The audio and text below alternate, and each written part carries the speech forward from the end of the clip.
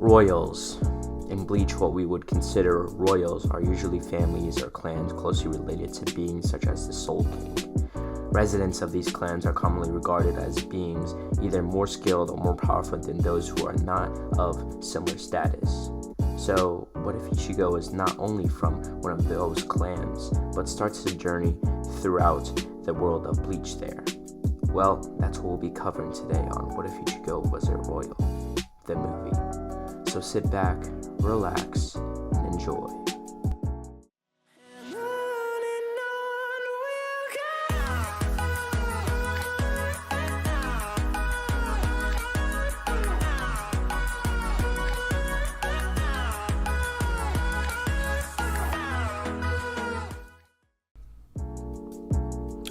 Alright, now we start this what if before Ichigo's born. Byakuya will be pretty much walking through the Bankai, similar to how he was when he met Hisana. So he'll be walking through in the Bankai District 79, or the Hanging Dog. Now he'll be walking through looking at the scene, like the sky and the beautiful scene, and he wouldn't be wearing any of his noble clothes since he'll stick out like a sore thumb. So he would see this orange hair girl and her brother pretty much getting harassed by some nobles, and he can see from the symbols and the clan hairpins that it was the Sonayushiros, like some of the lower ranks of the Sonayushiro, so it wasn't like the clan hair or anything like that. So Byakuya's like Shinigami instinct would kind of take control, or kind of like arise, I guess you can say. And since he just didn't like seeing that in general, so pretty much what he would do is with unsheathed sword, and he would kind of put it vertical to the air, and he would do activate Shikai, scatter Senbon Sakura, and his blade would start to inch away slowly, and it would disappear into flower petals before he would control the flower petals with his sword handle. He would send all these flower petals, they would kind of like go like left to right in like kind of like bending in a sense, in a horizontal direction, before it would just like go right through the Sonayushiro nobles, and it would just like, the first you would see them, next all you see is like the blood staining Senbon Sakura's flower petals. Now right after this, he would call Senbon Sakura back to his blade, and he would sheath his sword. Now when he would see like the Sonayushiros basically killed Masaki's brother, like in the middle, like when he was activating his Shikai and when he actually got there. So he would help Masaki up, and pretty much he would have taken or tried to save his brother, or her brother, pardon me for the pronoun mistake, and he would try to take his brother to basically squad 4 so he can try to get healed, but it was already too late, so Unohana couldn't really do anything. So pretty much this would like start an events where Byakuya, Masaki, how that happened. And if you guys are wondering, how are there Quincy's in Soul Society? So basically what would happen is that Quincy's, like some Kurosakis and other clan Quincy's, they kind of made like an alliance with Soul Society, just kind of showing them that they weren't part of Yhwach or Yhwach. Yhwach's like I guess you could say empire. So yeah, they kind of got to live in the edges of Soul Society, not in the Serite itself. So basically Byakuya and Masaki, yeah, you all know what's gonna happen. So then pretty much what would happen is the same events would go place of everything but the rain, but it's gonna be a little bit different. So like Ichigo's like mom would get like pretty much infected by white, and pretty much what would happen is like Byakuya wouldn't have to give his Shinigami powers. It was like, for example, it wouldn't really have to give all of his Shinigami powers.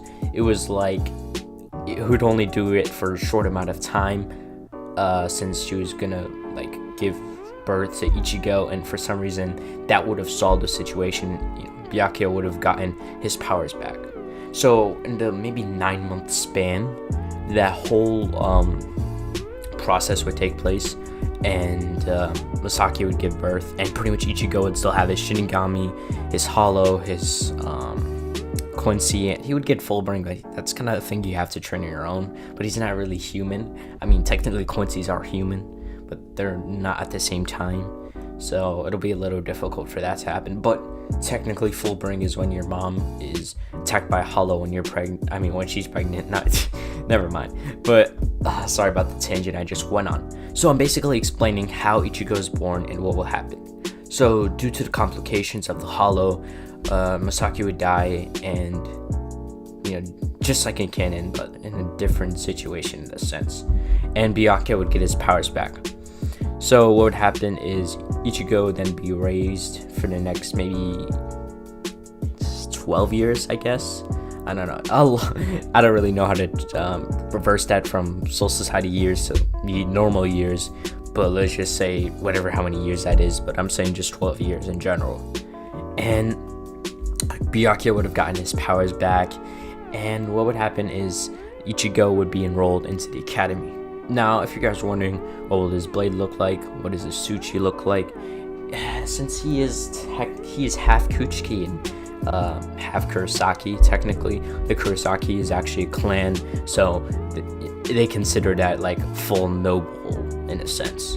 So his katana would look a more fancy in a sense. It's kind of looked like a little bit like Aizen's and Byakuya's put together. Since if you think about it, Zangetsu, Engetsu, Kyoka, Sweet Getsu, you can hear the Getsu at the end.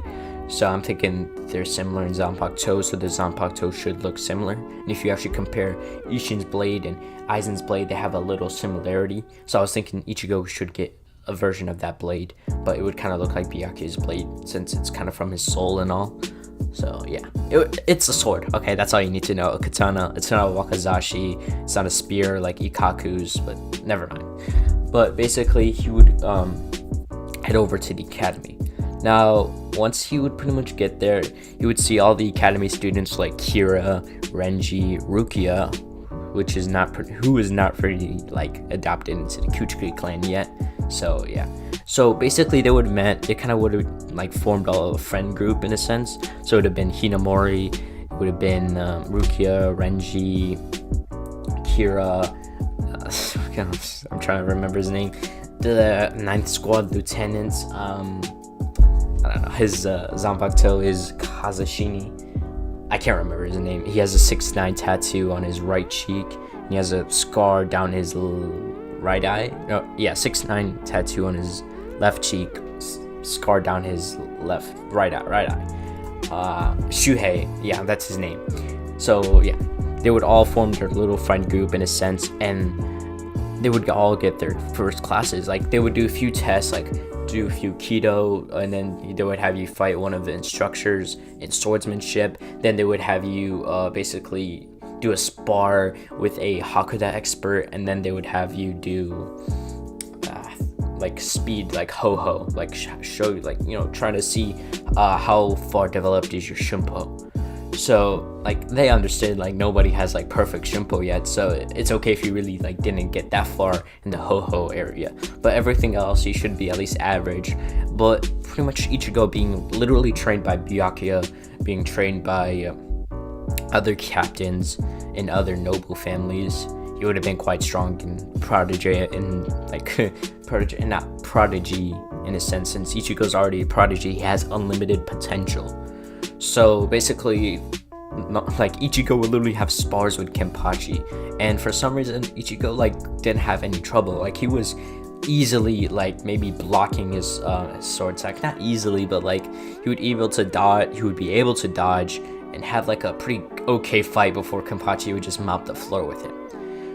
Then he would have learned Kido from like Unohana, Yamamoto. He would have learned swordsmanship from Kiraku and Ukitake, and then he would have learned like Shunpo from Soifon and Byakuya. So yeah, that would have been an interesting class, I guess you can say. And pretty much every time Mayuri was there, he would always try to experiment on Ichigo as some like comedic relief in a sense. So we go back to the students. Now Ichigo would be called up by the Kido expert. Is from the Kido squad, I guess. That would really fused with the squad 5 after Urahara was exiled. So the Kido core kind of became part of squad 5. So somebody from the squad 5, a little more higher, like 3rd seed, would ask him to come up and ask him to do Hado number 33, Sokatsui. And pretty much Naruto, fuck, I'm just kidding. But basically Ichigo would put his hand up, kind of whispered incantations before doing Hado number 33, Sokatsui, and pretty much a huge blue ball of fire would escape from his hand, and it would pretty much create an explosion in the sky. So it would have been okay. It was decent. It was pretty good to Kido. And then he would start to list off other basic Kido like Bakudo number 4, Hado number 4, Hado number 54, others normal level Kido, and Ichigo would be able to do it quite easily. Then the swordsman or the Zangetsu teacher would ask him to come over, and he would like pick up his Asuchi or his sword that he always carries around him, and he would start to unsheath it, and he would start to get into a fight with the Zangetsu master while everyone else is doing the Ho-Ho Kido or the Hakuda. Like they're either like going through the test so they can be put in certain classes so they can progress and get higher and higher into the academy. So Ichigo would start clashing and pretty much have his spar with the Zangetsu master, which he'll do relatively well, and he would actually pretty much almost beat said master, but let's just say experience is over like talents in a sense. So yeah, Ichigo would pretty much get placed in like pretty high classes for Zangetsu and Kido so far. He would head over to the Ho-Ho master, and pretty much Soifan herself, like out of nowhere, just came and wanted to do it herself. Since, as you can see, Soifan is quite a prideful person when it comes to Shunpo, so she wanted to test her kind of like pseudo version of a prodigy in a sense. And they would start like they would kind of do like their Hakuda fight and their Ho-Ho fight at the same time, I guess you can say, but it would still count as like Ho-Ho. So Soifan would start like fighting Ichigo or sparring Ichigo, and every time they were about to beat each other, they would either use the technique where you switch places and a piece of your clothes so you can escape being hit. I wish I literally remembered it, but I don't remember the name. It's the third Ho-Ho technique. It's like a Shihoman technique, I think. So every time they were about to beat each other, they would always use this escape technique. So pretty much they would start to get closer and closer to ending the fight. Like Ichigo would pretty much like throw a punch at her face. Soifan would kind of move to the left, grab his arm, pull him towards before like grabbing it and kind of like putting it behind his back before keeping him in place. And that would have pretty much ended the fight. Soifan would have won, since Soifan, like I said, experience trumps talent. She is the head of the Omnitsukido and the captain of Squad 2. So, like I said, all classes, he would get advanced placements in those classes. So he'd probably get the top of the top. So after all the placements, Ichigo and his friends, they would meet up and start to go over. Rukia got into Kido, like high Kido and high Ho-Ho, while getting average in other classes. Renji would get average in like Kido. He would literally explode in his face. He's not really good at Kido. And when it comes to Zangetsu, he was very advanced in it. He's pretty good at Zangetsu. Same thing with Shuhei. Momo was high in Kido. She's pretty good at Kido, pretty okay at Zangetsu. Anything else is pretty much average. And then Kira's like Zangetsu, Kido, kind of like more of a everything type of fighter. And after they would pretty much finish up school, they would head over and just kind of chill the rest of the day. Now, we'll do a time skip for routes 1 year. Now, in this time, pretty much what would happen is Tosho would come in, and he would pretty much quickly join the academy and kind of just get easy marks and pass the whole course and becoming captain. and I know he kind of becomes captain before, like, in the timeline. I kind of like butchered the timeline here, but I kind of want to have it this way. So since, you know, Toshiro is kind of young, so it seems kind of logical, since Hinamori, I remember her coming back from the academy, and her and Toshiro would pretty much eat watermelons. So it would seem kind of logical for Toshiro to start right about now. Ichigo would have had his own progression, and he would have been close to graduating. All he had to do was get Shikai. So he's been spending each night meditating, training with Kenpachi, and training. Oh, damn. Sorry about that. I probably should have paused the recording when I was about to sleep. Never mind. But basically, sorry about that. What would happen is he would start training every night, every day, just whatever he can to start trying to get his Shikai. And pretty much one night, he would be sleeping, and like he would have fell asleep from basically training like for hours at that point. So he would wake up, and he would be in this skyscraped area, and he would be on the edge when he would see this old man, like, you know, brown hair, little, not like a mustache, but you can see it starting to grow there. He had these weird boots, and he had like a reddish jacket with like a white collar shirt on the inside, and he would see that this maybe is his Zanpakuto, but when the Zanpakuto would go to basically introduce himself, when he would say his name, like, cause when he was gonna say Zangetsu, it would be blurred on his ears. Now, pretty much the Zangetsu would explain to Ichigo that his fear is plugging his ears, so he would go through that same process. He's not really turning into a hollow, but he would still have to find his Zanpakuto, and pretty much he would find his Zanpakuto, and he would, you know, say Zangetsu, and he would pretty much get his Shikai. Now his Shikai would look relatively the same.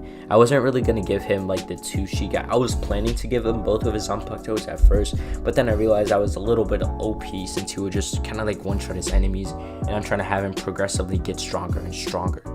Now Byakuya would be sleeping until he would feel a powerful like outburst of energy, and then he would pretty much go to Ichigo's like area of the training ground, and he would see Ichigo's like covered in blue aura, and he would just start rising, and his blade would start shifting, and it would become into the Shikai form. And pretty much Byakuya would be kind of excited on the inside, but he would still keep his usual stoic look. And pretty much it was just revealed that, like to him at least, Ichigo has attained Shikai. So once Ichigo would wake up, they would start sparring immediately. So like Byakuya would not hold back. I mean, I'm not saying he's going Bankai or something, but he's going Shikai, they're fighting. And pretty much Byakuya would kind of do the same thing that Urahara did. There's no place for fear in the battle. You have to, you know, keep going forward, don't stop. If you look back, you'll age. If you stop, you'll die. And pretty much Ichigo would raise his blade, putting all the Ryatsu can, and his eye color would change kind of to that blue tint, like it always does when he gets a Ryatsu boost. So he'd raise his blade before slicing it down, causing like a blue arc of blue energy to escape from his blade. This is pretty much like a Getsuga Tensho, but he didn't really say Getsuga Tensho. And like Byakuya would see this, and he would put like a wall of Senbon and Sakura in front of him before like an explosion would occur. I mean, the training ground survived at least. That's the point. So once the smoke would clear, we would see Byakuya like pretty much having like cuts all over his arm, and he would have like a Senbon Sakura shield still there, but it would have caused an effect on him. So once he would put down Senbon Sakura and seal it back into his blade before sheathing it, he would congratulate Ichigo and be able to even cut him. And he would then tell him to go to bed. And right when he was walking off, he would have basically thought in his head, you know, he's just like his mother, something like that. Something that a father would say, or at least someone like him would say when seeing his son grow up, in a sense. So after the night is over, next day Ichigo would head over to the academy, and he would show everyone that he attained Shikai. So this would show that he can pretty much like become a Shinigami or join the Gotei 13. So what happened is, if you're wondering which squad he's gonna join and what would happen from there, well, he's gonna join the 11th squad. Now, if you guys are wondering why would he join that barbarian squad, or at least that's what Byakuya says. Why would he join that squad? Number one, Ichigo's already been sparring Kenpachi his whole life, like ever since he could hold a blade and properly swing it. So when he's always fighting Kenpachi, he always somehow relies on his instinct, and he likes being on the brink of death. I don't know, he loves fighting. He never really said it out loud, but deep inside of him, he knows he loves fighting. So the next day, he would head over to the 11th squad, where he would see this little girl, like not even like 4 feet. It was like not even 1 foot. I'm just kidding. But like you would see Yachiro, and she was like the lieutenant of the 11th squad, and she would pretty much kind of do the same thing she did in canon, where she like calls him Ichi or something like that. And pretty much he would meet up with Ikaku and introduce himself. So he would meet like Hyo and Chika and meet up with Kenpachi. Kenpachi would be mad excited. He'd be like, let's fight, I heard you got Shikai. And pretty much they would start fighting. Alright, like it wasn't much, all they did was fight. So they would start to fight, and pretty much it would start to get a little serious. Like Ichigo had that whole blue aura, and they were clashing. And pretty much Ichigo would want to try that technique he tried on Byakuya last night. So he'd raise his blade for swinging it, and he tried to remember that same feeling that was etched in his soul, and that was pretty much the get feeling, if you don't know what I'm saying. So he would swing the blade down, and a huge blue arc would come out of his blade. That'd be Getsuga. So now Kenpachi would get mad excited. He says that this is my killer, which like even gets him more excited. Like, having something that could possibly kill you, that's like pretty cool. So it would rip off his eye patch, and it would cause a huge blue Ryatsu to explode towards the sky. And pretty much all the captains could sense this. Like, Kenpachi hasn't really took off his eye patch in a while, and for him to be going all out, they would also sense Ichigo's Ryatsu, so they probably thought it was just a normal spar, so they would just get back to work anyway. So Ichigo would then like kind of compress all of the Getsuga instinctively, of course. He's not really realizing he's doing this, and they would go for a clash. Now what would happen is they would then pretty much do a clash, and they would appear like kind of like how Leo and Shredder did the clash in the 2003 version of season 1 of Teenage Mutant Ninja Turtles, and pretty much Shredder's helmet like falls off. It's kind of something like that, but Kenpachi's head doesn't fall off. They would then clash, and they would be in that same position, like I said, as Leo and Shredder, and pretty much all like shoulder cuts, back cuts, anything, chest cuts, it would just start exploding in nothing but blood. And pretty much it would kind of be in a tie, but Kenpachi would be like, you win, kind of like he did in canon with the original fight in the Soul Society arc. So Ichigo and Kenpachi, they would head over to the 4th division to get healed and all, and pretty much everyone would be quite surprised. Ichigo just became a 4th seed, I think. No, yeah, 4th seed. Nobody's like, Ikaku's the 3rd seed, Ichigo's the 5th seed, so he could be the 4th seed. So the 4th seed just beat the captain, and people thought, he didn't really kill him, but there wasn't 200 watchers, but if he actually tried to kill Kenpachi, he might have taken the place of the 11th squad captain, but I mean, they both knew that wasn't their intention. So they would basically get healed up, and that'll actually be the end of this part. So pretty much I'll explain the events that took place. Ichigo is born. I explained a little bit the events before that. Then Ichigo trains with pretty much all the captains, or most of them at least. And then he joins the academy, meets up with his friends, like Rukia, Renji, Shuhei, Kira, Momo, and yeah, I think I got everyone. And then he would pretty much, after that, about a year later, he would get a Shikai after meeting Old Man Zangetsu. Then he would have his spar the next day with Kenpachi, and he would pretty much, like, literally, it would be a tie, but Kenpachi admitted he lost. So yeah. So basically, if you guys don't know what I mean, or don't understand last part, I said, like, I didn't really understand it. I didn't really explain that Rukia being there. So basically, Ichigo's existence created, like, I guess a rift between Byakuya actually meeting Hisana, which would have led to Rukia being there. So I'm gonna explain it here, so there's any confusion if it ever does come along. So pretty much what would happen is after Masaki died, then like Byakuya would have met Hisana. I think that's the more logical reasoning. So yeah, that's what have occurred. So instead of Byakuya getting his Shikai from the death of Masaki, it would have, Hisana, it would have pretty much been before Masaki in a sense. So I wanted him to have Shikai before. So it would have been way better and a little more understandable. Since having it's Byakuya, has to be strong in some way. Like, how do you just not have Shikai? So pretty much without further ado, guys, let's get straight into this what if, or resuming. But yeah, roll that intro. Now we resumed this what if right after the fight between Ichigo and Kenpachi. Now pretty much they just went all out. I mean, Kenpachi admitted he won, but it was sort of like a tie, and pretty much Urahara can see that Kenpachi is slowly starting to slowly release his seals on himself that he put there since he wants to win a fight.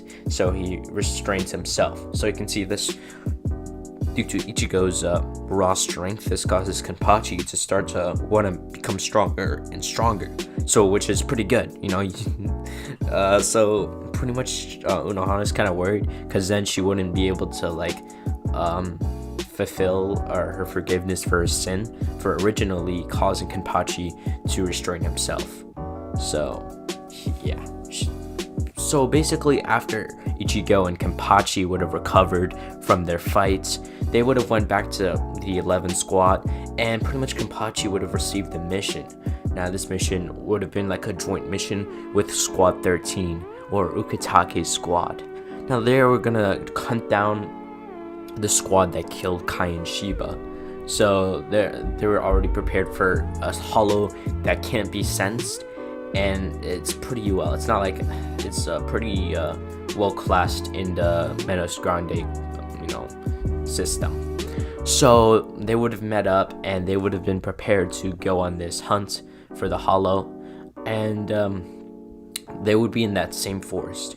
They would be walking around, and there wouldn't just be that hollow, like that one hollow that killed Kaien. It would have been like hundreds of other hollows. So they would have probably spent the next day just cutting down as many hollows as they can. So pretty much what would happen is maybe that next evening or that next early morning, they would have met or ran into that hollow. So the hollow is basically completely different from what it originally was because it possessed Kain's body. So pretty much it would dash towards Ukitake, going to try to slash him with his hands, its bare hands, it had claws. So it was trying to slash him, and pretty much Ukitake would dodge. He couldn't really use his Shikai in that situation since there's no energy attack to redirect, and he's a little more sick. Which is why Rukia had to kill that hollow. So yeah. So pretty much what would happen is Ichigo would take his katana out of his sheath from his waistband, and he would kind of raise his sword in the air before pretty much just slashing it down. Now this would cause a pure wave of just Ryatsu to escape from his blade, and it would go, and the hollow would turn around just the few mere seconds before being hit straight down the middle of his chest, and pretty much just to cause blood to escape from his chest. And pretty much what he would do next is he would put his fingers towards the hollow, and he would do Bakuro number 61 Rikucho Kuro, and this would pretty much bound the hollow in restrainments. Now pretty much what would happen next is Rukia would go try to use Sodeno Shuriyuki and use her first dance to basically cause a circle of ice to appear from under the hollow and to trap him. So pretty much then she would do her second dance, Hakura, I think that's the name, and she was Sunegamai Hakura. Hakuren properly.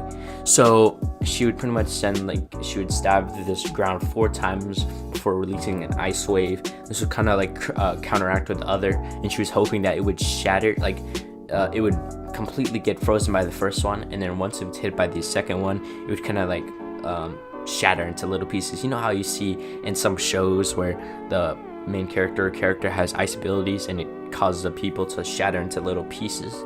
It's kind of like that, and that's what she was hoping for, but that's actually what happened. But the hollow seemed to have high speed regeneration and managed to conceal himself.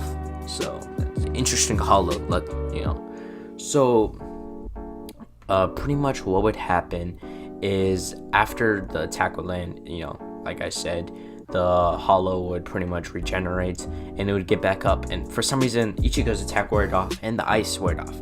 So they knew the only way was a combination attack that completely erased him from existence.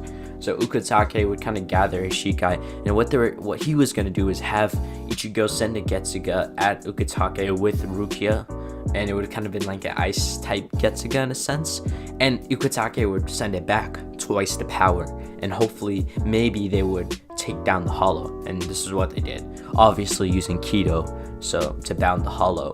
Let's just say 61, 62, and 63. Bakudo number 61, 62, and 63. Then they would, Ichigo would then grab the bandage on the handle of his sword before swinging it above his head, before bringing it back down with enough momentum, or a lot of momentum, before releasing the Getsuga, and this would go right for Rukia, and Rukia, or in the middle, near her at least, and then she would use her Hakuren and it would merge with the Getsuga before being sent at Ukitake. Ukitake would use his Shikai, send it back full power, maybe twice the power, maybe 3 times, at the hollow, and it would be quite big. It would have been huge, one of Ichigo's hollowified Bankai Getsugas, the one he used in the Hellverse movie when they were first going in. It caused the size of a nuke cloud, and it's kind of like that. So this completely destroyed the hollow. There was nothing remaining, not even a slime, a piece of slime left, because it was kind of more slime based. That's how we took over Kaien's body, kind of like the sludge villain. So after they pretty much took down the hollow, they would have grieved. Not Ichigo, he didn't really know Kaien that much. Even though he has no relations to the Shiba clan, so he's not Kaien's cousin or something like that. So he has no relation to the Shiba clan, so that's what's completely different. He has no relation to Kukaku or Kanju, so that's definitely the impact of Ichigo being a noble. At first, when I was recording the video, I was like, I could just make him a Shiba that was born in Soul Society, but I kind of want to make my own twist. I want to do something that people weren't expecting. So pretty much what would happen is after the mission, it would have pretty big mission. This hollow was maybe lieutenant captain class, and they all took him out. So let's just say Kenpachi was very happy at Ichigo, so happy that they had another spar, and let's just say it went the same way, of course. So let's just say the Gotai 13, and Central 40. Central 46 doesn't really do much, but they don't want Ichigo and Kenpachi to basically spar. I know it's kind of like a tangent I'm going on, but I'm trying to build some story. Okay, Ichigo and Kenpachi are strong. They should never fight, because then Squad 11 division, it wouldn't exist. The barracks wouldn't be there. It would be destroyed. It would either be destroyed by Kenpachi's sword swings or Getsuga. So before I go on any more tangents, we'll do another time skip. I'd say about maybe 5 years. Now after the 5 years, Ichigo would have went on his own training arc. He would have still done missions for the 11th division, but in this time Ishin would have defected. Not really the same way. Ishin would have still defected and pretty much saved somebody else, saved another Quincy, but the outcome would have been completely different. So pretty much what would happen is he would save another Quincy in a sense that was in the world of living, but was from the Kurosaki clan, and it would have, like, they wouldn't have had a kid or something like that. No, like, Quincy would have just died a few years later, maybe like 20 years later, and Ishida would have just gotten his Shinigami powers and would have just kind of been like the pseudo version of the Shinigami Deku. Like, he would have went with his like the life of a doctor, but like he wasn't really in Shinigami form that much, only when there's like a hollow nearby. I know it's hard to explain, but it's hard to explain this whole process. So also in these 5 years, Ichigo would have learned his Bankai. That's very, you know, important. Like, he would have learned it in maybe 1 year, and the next 4 years he would master it. So yeah, it's good for Ichigo to master his Bankai, because the first time he didn't really master it quite well, and over time he mastered it well, or better at least. So what would happen is Ichigo would get proficient in Kido, Hakuda, just every form of being Shinigami, because he's been thinking about becoming a captain of Squad 10. So what happened is he would go to Byakuya and he would request, you know, a meeting, a captain's meeting, you know, a proficiency exam, you know, so he can try to become a captain of Squad 10. And pretty much Byakuya would have been quite proud of Ichigo for his progression in all these years. And Rukia would have gotten a promotion to 3rd seat in her division. Like, there would have been 2 third seats, since Ukitake didn't want to replace the lieutenant's position, so he just made 2 third seats. I mean, he technically can do that. He is the captain of that division, so he just found a loophole. So what would happen is Byakuya would kind of, I guess in a sense, start the exams, and all, like, maybe like Captain Kyoraku, Captain Ukitake, Yamamoto, and Soifun would have been there. So pretty much they would start the captain's proficiency exam, and pretty much they would start to tell Ichigo they would like have another contestant who is like wanting to apply for Squad 10, and this would have been Toshiro. So Toshiro would have mastered his own Bankai, would have had his own Bankai. So pretty much what would happen is they would have them fight each other, not like to the death or anything, just fight, and pretty much like they would want them to have like use their own Bankai to see which one is better, in a sense, so they know who is better at being captain. It wouldn't just been the spar. They would have done a test to see which situation would play out and what would they do, and Ichigo would have pretty much done that test just like Toshiro. They would have done a Kido test, a Hakuda test, so that's why Soifun's there for the Hakuda, and Ho-Ho. Yamamoto was there for Kido. He's very proficient Kido. And pretty much Ukitake and Shunsui were there for like the swordsman part. Then Ichigo would have had his own spar.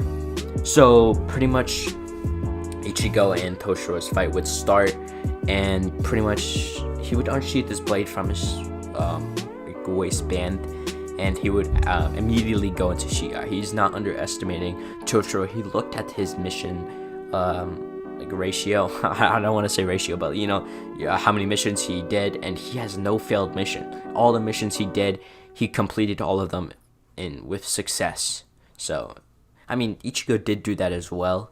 It's just like, you know, it's just a reminder that he shouldn't like hold back. So he would go immediately to Shikai, raise his blade, and use a Getsuga. Now, Toshiro is immediately ready to block, but out of nowhere, the Getsuga would disappear into nothing. And pretty much he would put his guard down, and pretty much Ichigo was expecting this. So he would appear behind Toshiro, and he would kind of punch him in the back of the face, in the back of the head, and like kind of like in the neck area, like hitting a point in his muscles, and then he would have done it in maybe the back area and then the back of the knees. And Soifun would have been seeing this, and she knew these are one of the major weaknesses in the Shinigami's body, of course, when it comes to fighting. And she would have been quite surprised, because since only like Shihoans know this, so it would have like, maybe she was thinking maybe Yoruichi left something behind to Byakuya, like when she taught him, I mean. So after Ichigo would basically like punch his nervous system, like basically almost like weakening it, like weakening his Ryatsu at that point, he would then pretty much jump back, and Toshiro would just get his sword towards Ichigo before activating his Bankai, Daigiden Hyorimaru, and pretty much Ichigo would put a sword, towards Toshiro, and his bandages of his Zangetsu would wrap around his forearm before he would go into Bankai. If I said I really want to say Bankai, but I feel like I would screw it up. So like not screw it up like how you say it, but just like the tone, like the how Ichigo says it. He's like Bankai. He has that certain tone. I can't do that tone. It's not within my power. So pretty much he would do Bankai, and a huge explosion of blue Ryatsu would happen, and it would start to turn into red, and it would pretty much cause a tornado of Ryatsu to form. And good thing they were in like a room created by Mayuri, so this room wasn't getting destroyed, no matter how many Bankais he put in here. Even the Sogyoku couldn't destroy this room. So pretty much what would happen is Ichigo would then appear with his sword, and he would kind of like swing it, like not at Toshiro, but to get the how in Ichigo, when he first uses Bankai, there's a little like a wind surrounding his blade, so he like swinged it and it disappeared in a sense. It's kind of this cool nostalgic moment. It was kind of like that. So Ichigo would then be revealed in his Bankai, and Yamamoto and the other captains would be like, that doesn't look like Bankai at all. Even Byakuya was thinking this. And pretty much what would happen, I mean, only Soifan wasn't thinking this, since she has quite a small Shikai. Nobody really thinks, like when they didn't see her Shikai, don't even know her, they think that little sting is gonna do something. So she kind of expecting something big to come out of this. So Toshiro was be like, what's that little thing gonna do? Not like arrogantly, but he's like, he's questioning to himself. Before Ichigo would appear out of nowhere, his sword to Toshiro's neck. And pretty much Ichigo is like, so you're thinking, only the blade changed, what's this gonna do? And he answers the question, well, this is what's gonna do to you. This is what's gonna do to you. Okay, yeah. So he's basically explaining, like, Toshiro thinks, hey, this blade is weak. This blade cannot reach me. It's the only thing that changed with his Bankai is a different blade. So Ichigo, pretty much speed blitzing him, showed the difference between their power. So then he would back away, and Toshiro questioned him, why'd you take your sword away from my throat? Not that Ichigo was gonna kill him or anything.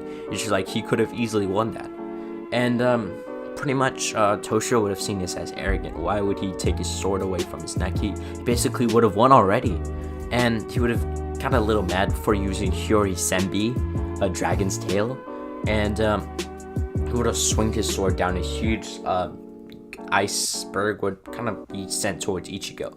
Ichigo would then, coat his sword in Getsuga before actually putting more Ryatsu into it and keeping the pressure of the Getsuga into his blade before just swinging it. This would cause the iceberg to be split into millions of tiny pieces, and the Getsuga would be sent at Toshiro. Toshiro would then use a Bakuro number 81, Danku, and which Ichigo predicted when he would start flash stepping around Toshiro, making after images.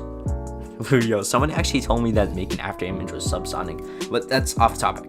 So pretty much he would be running around or flash stepping around Toshiro, making as many after images as he can, and he would start to Toshiro would start to send as many ice attacks as he can to try to eliminate which one was the after image or which one wasn't.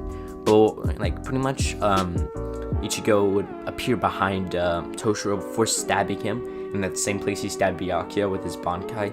And pretty much what would happen is he would have infused some Getsuga into this, so it would have done way more damage. So instead of just stabbing through, he would have twisted it, and it would up a few inches. And a few inches when you're stabbing someone, that's a lot.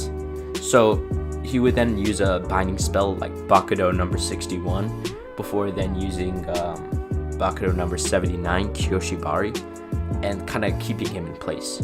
So then Toshiro would then lose, and pretty much the captains would have figured out what his Bankai is. and pretty much Soifan would be quite surprised. I mean, everyone is. So they all realized that what Ichigo does is he compresses all that Ryatsu into his blade, into his outfit, into everything, like just himself, and it gives him immense speed, strength, and movement, and the opponent couldn't keep up. So yeah, they would explain his Bankai, and then after that, Ichigo would then be handed over would be told he's captain of Squad 10, the orientation will be happening tomorrow, and he'll be given his captain's coat there. So after this, Byakuya and Ichigo would have head out, and they would have walked over to this certain place in the Kuchiki household. And by the way, they would have been his Hisana's memory place. So it was in the same place as Masaki. They were going to visit Masaki, but they were kind of buried in the same place. So yeah, kind of feels awkward. So then Byakuya would tell Ichigo that he has something to tell him, and I'm speaking really quiet for this so I can really get the effect. This isn't ASMR, so calm down.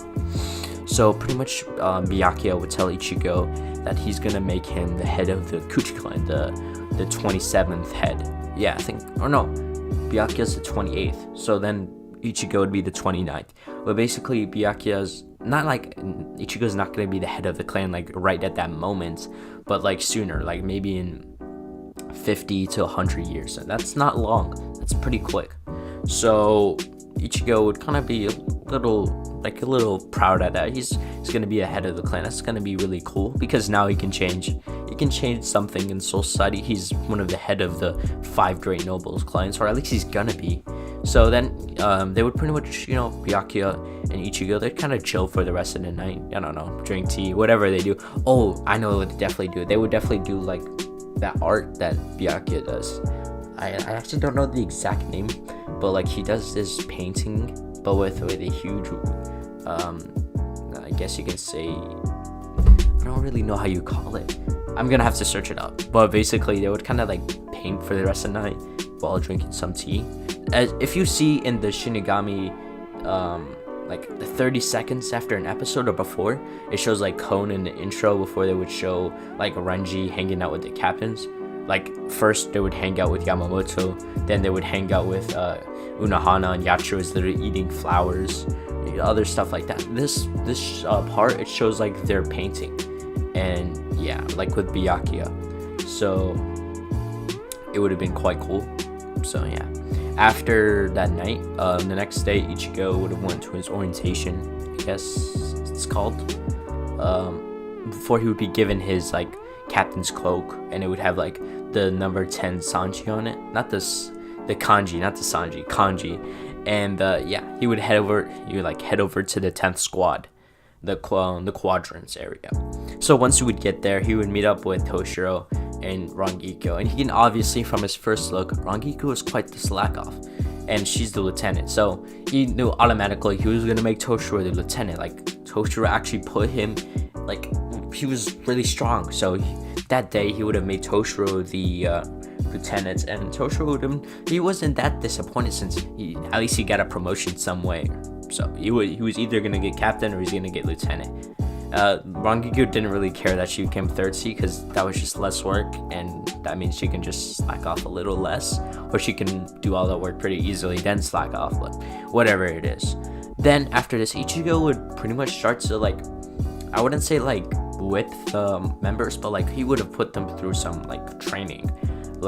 They would have greatly increased. After maybe a few months, the 10th squad would have dramatically increased. They would have became maybe the 2nd or 3rd best squad, kind of behind the 2nd squad and the 11th squad. So they would have became quite powerful in their own way. So yeah. Alright, now we resume this what if after Ichigo kind of settled in the 10th squad. Now pretty much he would be going through, walking through the squad, looking around, and over this time the squad would have became one of the strongest squads in the whole Soul Society history, which was actually pretty impressive. Almost every person has attained Shikai and has advanced levels of Kido when it comes to the Gote 13. Not Hado number 90, but they can do like 54 or 63 pretty easily. So yeah. Now Ichigo would walk up to the mission list and he would see a hunting down a few Vasta Lordes in the Rukongai district. Now pretty much he would then write his signature showing like he's going on the mission, and turns out he's like the mission is just him, like nobody else is going with him, so it's gonna be pretty difficult. He's gonna fight a few Vasta Lordes by himself. So he would then get a certain cloak from Aizen. Out of all the people, Aizen gave him the stealth cloak. He thought it was maybe either Soifon or Mayuri, but out of all the people, it was Aizen. So he would have respectively accepted it, and he would have put it on, and he would have went on his mission. So he would be on the edges of Soul Society, like on a light post, and he'd be looking on into the distance. Since the Vessel Lorde was last seen in a few districts away, so he was gonna head over there and try to eliminate it, or at least bring it in, I guess, for questioning in the sense. There's nothing to question, so it was obviously he was gonna have to cleanse it. So he would then flash step, or shunpo, a few meters forward, and he would just start flash stepping. Now he would then pretty much find himself among a scene, and he would walk up to like this certain building. This building was completely destroyed, so he would start investigating, looking any clues that the hollow left behind. So he would have found that there was these little pieces of fur that bats leave behind from their wings, I guess you can say. It was literally like the same thing. Now this is foreshadowing, all right? If you guys know any certain espadas who have bat-like features when they use their resurrection, I just gave you a massive hit. It should not be hard, okay? If somebody actually guesses this in the comments, I'll give you a nice imaginary cookie with the power of the visionary, alright? Pog. So, pretty much what would happen is he would start to investigate the scene, and he would pretty much see that this was caused by a bat-like hollow, since it had like fur that only a bat would shed. Yeah, like only a bat would shed this fur. Yeah. So pretty much he would continue, and he would have found he would see a light beam just flying through the sky. This would have been the Lanza del Pengo. I think I said that right. That was a long name. So he would have went onto the scene, and he would have found one of the captains. Now, if you guys are if you guys are wondering, which captain is this? It's obviously it's captain of Squad 2. It's Soifon. So she's basically fighting Okura. Yeah, it's Okura. I mean, it's Okura kind of a little bit after he got his own evolution through the Hokyoku, and pretty much Okura was pretty much going on a reconnaissance mission in the Soul Society.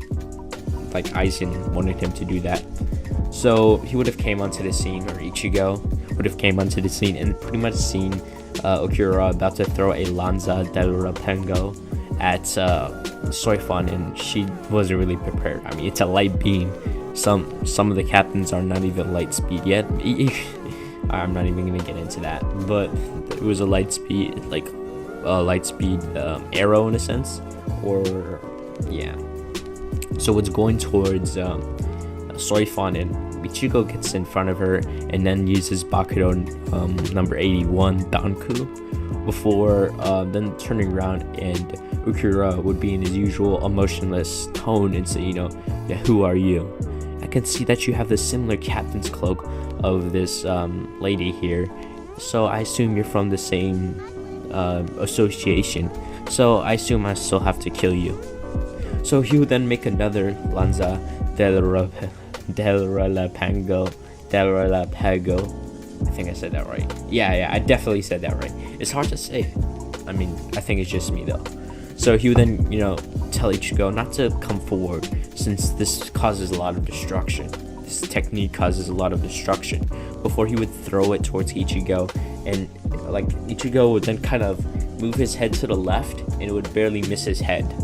So he would then, like, the beam of light would pass him, and it would land a little bit further back, and it would take out like the whole district. Like, this thing causes like a lot of damage. So Ichigo would then put his sword in front of him before activating his Bankai, and then, like, quickly, no hesitation at all, he would then raise his sword into the air and then do like start charging up energy into his sword before using a Getsuga Tensho. Now a red beam of light would escape from Ichigo's sword, and Ichigo's like Tensei Zangetsu, and it would go right for Urahara. Now this would pretty much scar him right through the middle of his chest, similar to how Grimjaw has this scar from Ichigo. Now Urahara, obviously using his high speed regeneration, would heal up from the attack before getting back up, and Ichigo realizes he has high speed regeneration, so he's the higher tier of the Vastalorde or whatever he is, and he would start to whisper something into himself. Well, it's an incantation. The oozing crest of corruption, the arrogant vessels of madness, deny the seizing urge to let things stun and flicker, disrupt the sleep, the crawling princess of iron, the internally self-destructing dole of mud, unite, repulse, feel the earth and know your powerlessness. Hado number 90, Kurohitsuki, or Hado no Kyuji Kurohitsuki. And pretty much a purple cube would fill up around Urahara, making like a square perimeter or a cube perimeter before Ichigo would then turn around, and it would pretty much close in, and it would, the technique would activate. I'm actually, to this day, I'm still confused with what the technique does. I either think it closes in and pretty much suffocates you, and there's like some type of, so there's like millions of swords that just come together and does a lot of damage there, or just a bunch of millions of arrows on the inside. I'm still confused to this day, but neither way, what it does, the cube would disappear and Ichigo would be facing his back towards Urahara, kind of like the only cool guys don't look at explosions kind of thing, and Urahara's body would then like spit of blood before he would like walk up to Soifun, obviously give her his hand. Yeah, said that right.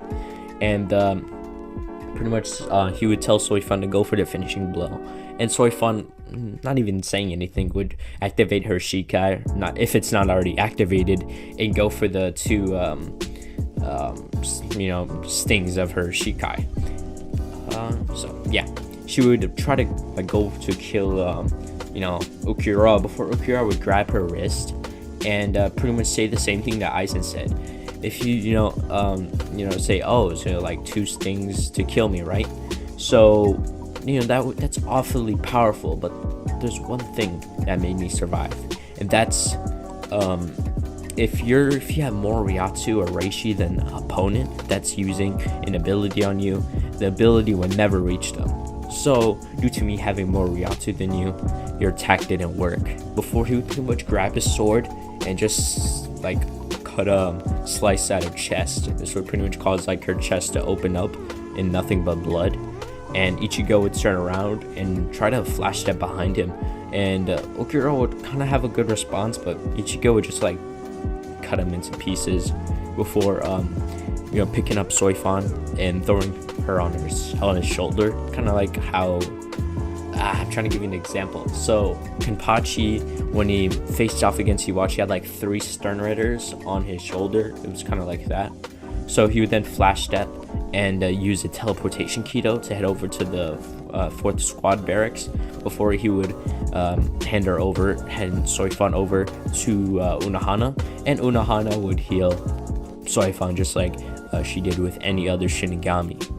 Now he would then report to Genryusai Yamamoto, or the head captain, and in this whole what if, this is the only time, not the only time, this is the first time he's even like presented in this what if in a sense, so just let that be known. So he would then head over to the 1st Division office, and he would bow down in front of Yamamoto, and he would tell Ichigo to report the mission status.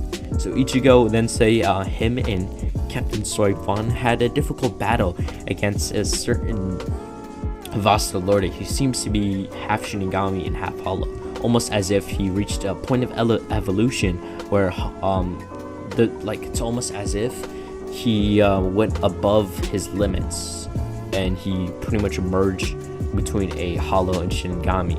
And he starts to theorize out loud that someone else would have to make it was almost at the product of someone's invention, an invention that makes you forget the limits of reason and have powers of different Hollow Shinigami. It's almost as if he willed it to happen. It wasn't like, some people would think this invention would be separated between Hollow and Shinigami, but that's just like a very simple definition of it. So pretty much he would tell this to Yamamoto, and Yamamoto can obviously guess it's not just the Hollow, there's someone else behind this Hollow in a sense. So they know like their mission isn't technically over, but Ichigo's mission was just to defeat the Vasta Lorde. So yeah, now pretty much the mission would end, and we'll do a time skip about maybe 6 months.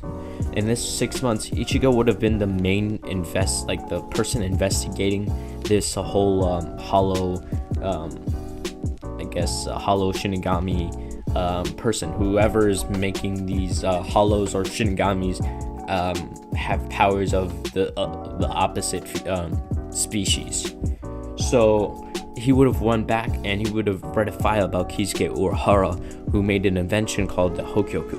This pretty much separated the boundaries between Hollow and Shinigami, and that's why whenever Soul Society quote-unquote caught him due to Sosuke Aizen, he was definitely exiled because he already made an invention, and they already seen the captains, like the exiled captains, the missing captains. They already had like Hollow mask on them, like captains and lieutenants. So they can easily made a quick correlation, and that's why the Central 46 didn't take long to make their judgment. So he would have made an investigation on Sosuke Aizen himself, and nobody knew about this, only him, Byakuya, and Yamamoto. So he realized that just he realized Aizen himself he was just too nice. I know it kind of sounds weird in reality, but you can't just be that nice without like a narrative or a purpose behind it. So for the next 6 months, like I said earlier, he would be investigating Aizen, and this is when he would have came up and he would have saw like he would have like followed him. So he would have followed him like just every way, and he didn't find anything, but he knew Aizen he knows like someone's following him, so he's being a little extra careful in a sense. It's just definitely not far-fetched for Aizen to do that. So pretty much Aizen knows Ichigo's investigating him. He knows that Ichigo's following him. So that's why Ichigo didn't really find anything incriminating. So yeah, Aizen realizes he might have to try the Hollow experiment since Ichigo is way stronger than the other captains. So he has more potential. He has limitless potential. Yeah, that's the word. And he's the Quincy and he's already like Quincy and Hollow and Shinigami, so he just needs to awaken the the Hollow, and it would pretty much merge with the Shinigami, making a new type of being. So one night, about 6 months later, like I said earlier, they would have went on a Hollow hunting mission, him and Toshiro, and the Vision 9, which would have pertained to Kaname and the other squad members. And just letting you know, Rukia would have came along, since in this time, like she's like pretty strong. Like she does have Bankai or anything, since her Bankai is like really dangerous in a sense to herself and others, not in a bad way. It's just like she needs to train it and master it. But yeah, so if you guys are confused, what is the relationship and to Rukia to the Kuchiki clan and all, it's literally the same in canon. I think I explained this in part 2, but just to clear up any confusion. So yeah, they would have went on the mission, and Toshiro, Rukia, and Ichigo would have went with Squad 9. So that would have pertained to Kaname and Hisagi. That was pretty much it. So pretty much they would have found white. Yeah, so Aizen would have created another white. So what would happen is Ichigo and White, or soon to be Zangetsu in a sense, they would be staring off at each other, and they would start to fight. Like White, I'm gonna start calling him Zangetsu, it's a little easier. He would start rushing towards Ichigo, kind of releasing a mighty roar, and he looked quite weird. He had 2 horns, almost. He had the Ryatsu of a Shinigami, but he had the powers of a Hollow. And this was very recognizable to the other Hollow he fought about 6 months ago, who had bat-like features. So he would have raised his hand, and he would have done Bakudo number 61, Rikujo Kuro, just like any Shinigami would think. Subdue, use Bakudo, try to eliminate the Hollow, just like in canon. He would do that. Like canon, what canon? This is not even canon. This whole story is not canon. Never mind. I'm gonna stop myself before I go on a tangent. So he would then use Bakudo number 61, and then he would get Bakudo number 62, the 100 railings, and he would throw it, and probably around 6 or 7 of them would stick to White's like Zangetsu's body, like the chest area, keeping him in place. Then Ichigo would then use Bakudo number 63, Sajo Sabaku, which is like when binding chains, or like golden chains, they would wrap around him and keep him locked up even more.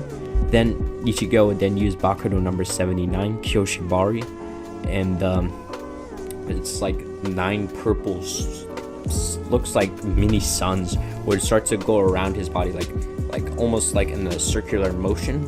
So like 9 suns at the top would then go then they would start to go from left and put suns, and then right in the middle of his chest a purple ball would appear. This would obviously be like that mini sun from Kyoshibari, and this would like actually keep in place.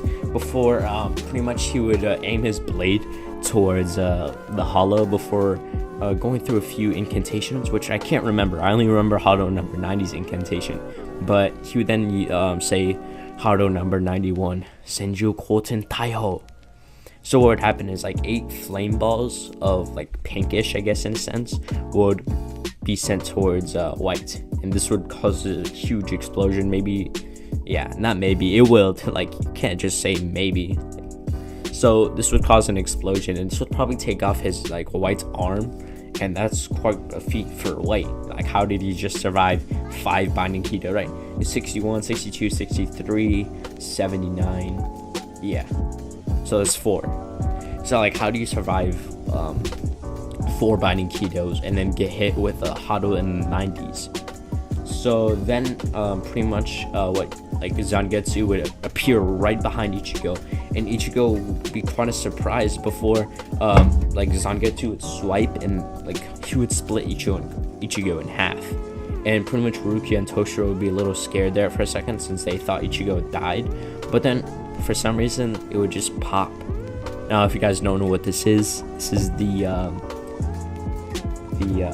I can't actually remember the name. I literally just remembered, but it was the invention that Urahara used on Aizen to basically get behind him. It was like a clone in a sense. Yep, it's a portable Gigai. That's what it's called. So he would have used a portable Gigai to then pretty much get the upper hand in the fight, appear behind Zangetsu, and pretty much like put him in the neck hold, the choke hold in a sense. So then he would then like try to put a Quincy arrow through his head. And if you guys are wondering, what the fuck? When did you learn any Quincy techniques? Are you good, Aizen? Like, what are you smoking? I want some of that. No, you don't. You actually don't know. I don't smoke anything, but you don't want what I could possibly... Never mind. So if you guys are wondering, what the hell are you guys talking about? I mean, what the hell am I talking about? Let me explain something. So when Ichigo was growing up, after Masaki died and all, that was definitely a fixed point in timeline. Wait, timeline. This isn't the flat. Never mind. So basically, Ichigo would have been growing up. Basically, Byakuya would have gave him the scroll of just Quincy techniques. He would have learned like blood vein, Quincy, like how to make Quincy arrows, how to make a sword out of his Quincy reishi, and he was told not to use it. He didn't realize he needed to at that point, and he was told not to. So he didn't want to defy Byakuya, since that guy's like his father. So like, why would he? So it would, at that point of his age, of course, he wouldn't think that. So he would have unconsciously suppressed that memory of basically him having those techniques until like him like fighting Kenpachi all these times, going through a life-death situation when he remembered, and then pretty much had his own evolution. So he would have put the arrow through the neck of White, and he would have backed up, like White would have backed up, and like he would have gotten pretty mad, and Ichigo thought he was dying. So he put his guard down, which was a mistake, since White would then pretty much go and pretty much bite him, like infect him with like a hollow technique. So like White would kind of become his inner hollow. Well, not his inner hollow, he would merge with his Shinigami powers. So pretty much what would happen is Ichigo would start transforming into a hollow, or not a hollow, but like he's going to. So his hole will start to form into his chest and all. And pretty much Rukia would take him over to the 4th division, and pretty much we all know what's gonna happen. So Soifun and Byakuya, not Byakuya himself, but all the captains, like most of them at least, maybe 3 of them, like Soifun, Kaname, and Byakuya. If you guys are wondering why was Ichigo like off guard, it was because Kaname used his Bankai on Ichigo, so he didn't have his senses for a few seconds, since his Bankai takes away your senses, except the feeling of touch. So yeah, after pretty much Ichigo would be healed or try to, Soifun would see that he's pretty much turning into a hollow, and he would have, she would have to eliminate him. Obviously Rukia would be like, what the fuck you think? What do you think you're doing, ho? So pretty much what would happen is Rukia would, like Toshiro, would pretty much grab Ichigo's body, like throw it over her shoulder, and then they would pretty much open a Senkaimon, and they would head over to the human world. Now, if you guys are wondering why would Toshiro do this, he's kind of like a more person who would follow the rules and all. But the thing is, out of all the people who, something that Ichigo did, only he can do, even though Toshiro is not captain or anything. The one thing that Ichigo did that nobody did, he called him Hitsugaya Taicho, Captain Hitsugaya, and nobody has ever did that. They always called him short, or they ever called him Toshiro, or they would have just named him normally like Toshiro. I already said that though, or Hitsugaya. So Toshiro really had a massive respect for Ichigo. I'm just kidding, but basically Ichigo was his captain. He basically, I guess in a sense, made a unsaid rule. Anytime you have to protect your captain, that's the rule. It's the same thing with One Piece. It's the same curriculum in a sense. So they would head over to the human world, and if you guys are wondering why the human world, just one person there that could fix this: Kisuke Urahara. Now, in this time, technically this time, Ichigo would then be saved by Urahara himself. So once they get in, Urahara immediately sensed him, and he would have sensed the same energy from Ichigo as he sensed from the Vizards. So he would have immediately put Ichigo onto a bed, I guess you can say, like an operating table. So then he would have got out the Hokyoku, and he would have realized that the Hokyoku did not actually cause the user's wishes to basically destroy the boundary between Hollow and Shinigami. He realized it basically gave the users true what they desired the most, like their heart's desires. So Urahara would have desired that Ichigo would be saved, and he would kind of become a Vizard at that point. But it would be completely different from the normal Vizards. Ichigo is like the Hollow would then merge with his Shinigami powers, so Zangetsu would be formed. So yeah, the Quincy, the old man Zangetsu would be there, and then Tensa Zangetsu would be there if Ichigo were to go into his inner world and his Bankai state. So yeah, in his inner world, Ichigo would wake up and he would kind of be chained, similar to how it was in the Fullbringer arc, a little bit like that. So Ichigo would then easily break out the chains. Like, this is his inner world, nobody's gonna do anything like that. So in the distance you would see that same Hollow but different. Like, he had a face, he had normal features like a Shinigami, and he even had a sword. He had his sword, but it was like bleached out completely. He had like white like bleached colors. It's kind of hard to explain the exact color. So then the Hollow would then stare down at Ichigo, and pretty much it would start their fight. So Ichigo would then kind of take his sword out, just instinctively it would appear in his hands, and he would go and slice down, causing a Getsuga to form, and pretty much the hollow would grab it, and like Ichigo was really confused. How the fuck did this guy just grab his Getsuga? Like, what do you mean? Like, what's going on? So then he would then like grab the Getsuga, absorb it back into himself, and Zangetsu would send it back at Ichigo. Ichigo would then use a Bakudo number 81 Danku, and pretty much Ichigo realized something. This is his inner world. He's the owner of this inner world. He's the king of this inner world. This hollow isn't gonna defeat him. So he would then pretty much grab his blade, swing it by the bandages of the handle of his Shikai, and he would have just started swinging it and gaining momentum. And he would have swung down, and the Getsuga would start being sent at Ichigo. I mean, White. And this time White would try to absorb it, but this is Ichigo's inner world. So Ichigo would think to himself, "You're not allowed to absorb my Getsuga." So the Getsuga would then hit Zangetsu, and he would then appear behind White, grab him, but like put an arm through his chest, and then start to absorb him, so back into himself in a sense. And pretty much Ichigo would have completely destroyed White in a sense. Not in a sense, he did it. Okay, so after he would have absorbed White's, he would have noticed something different. For some reason, he would want to like grab at his face.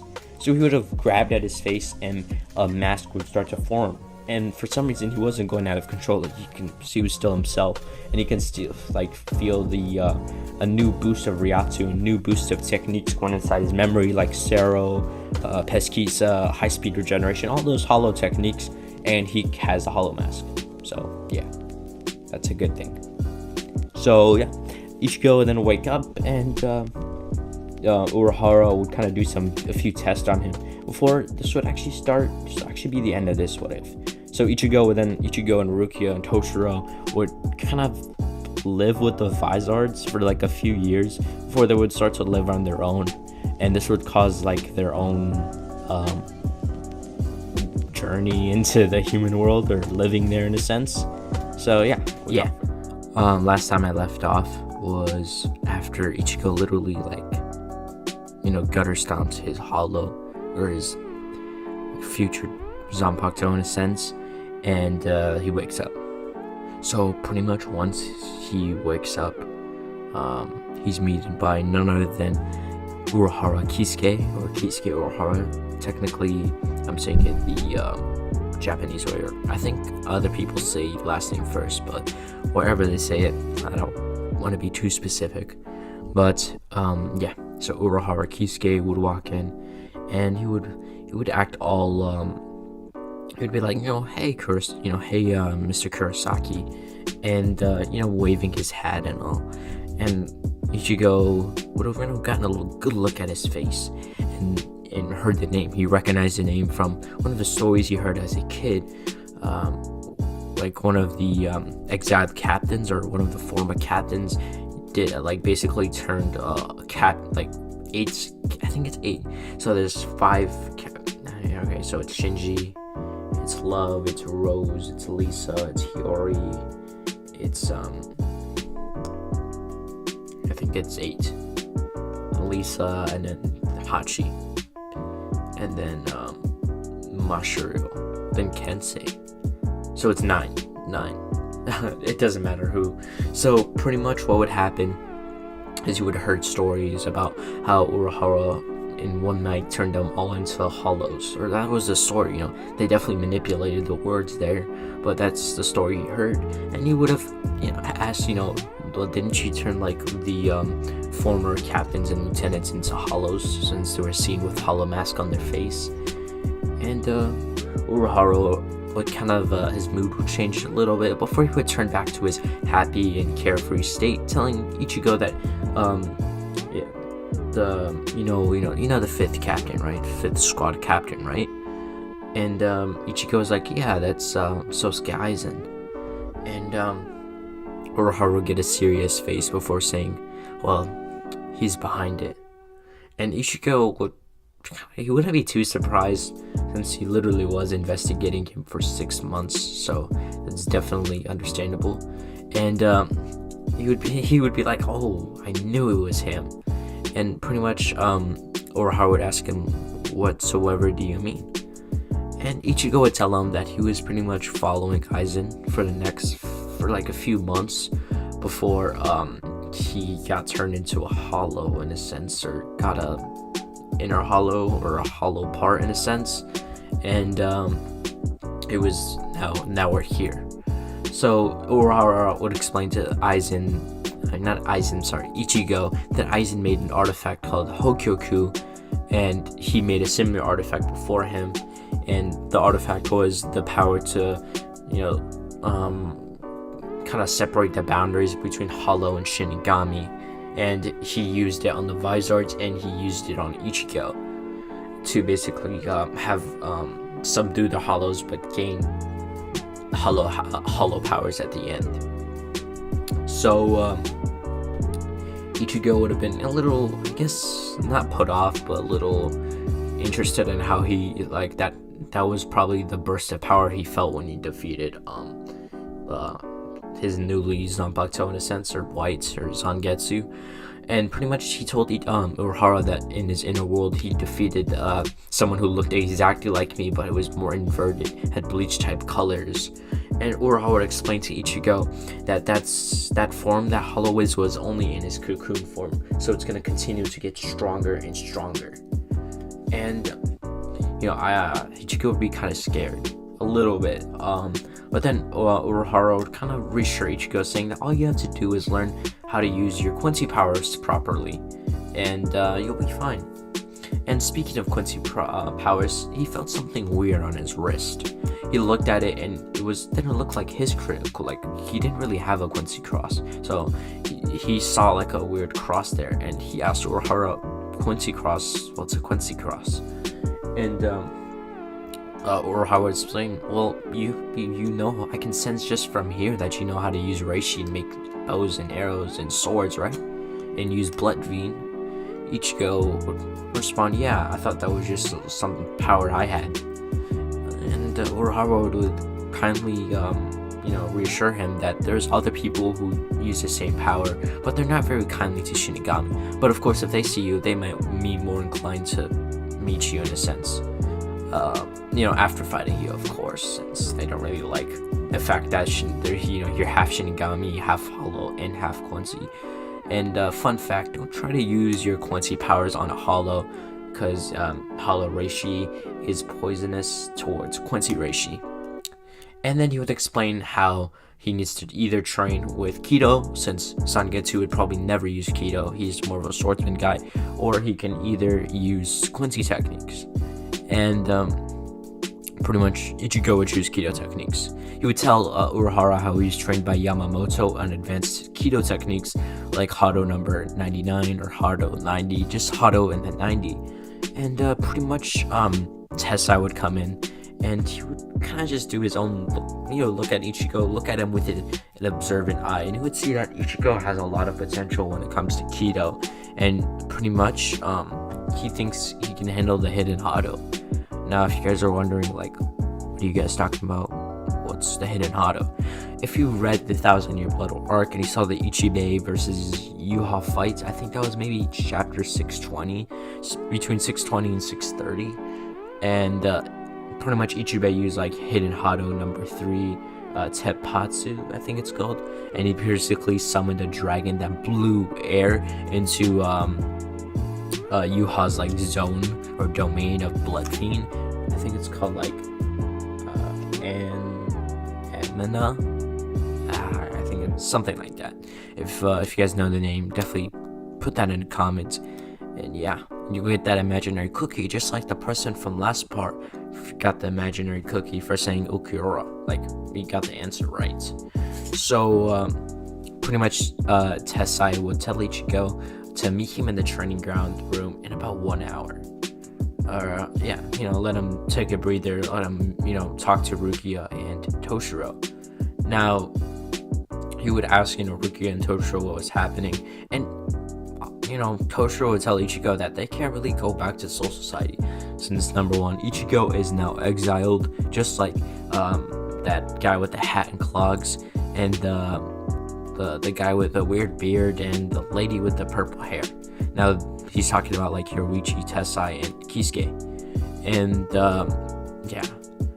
So they would all, pretty much note their negative feelings about even leaving Soul Society, since they've rarely ever been to human world other than like going on missions. They went there on a few vacations, but like other than that, they didn't really actually go there for anything other than missions. So, but they do know the terrain of the town they're in. It's Karakura town.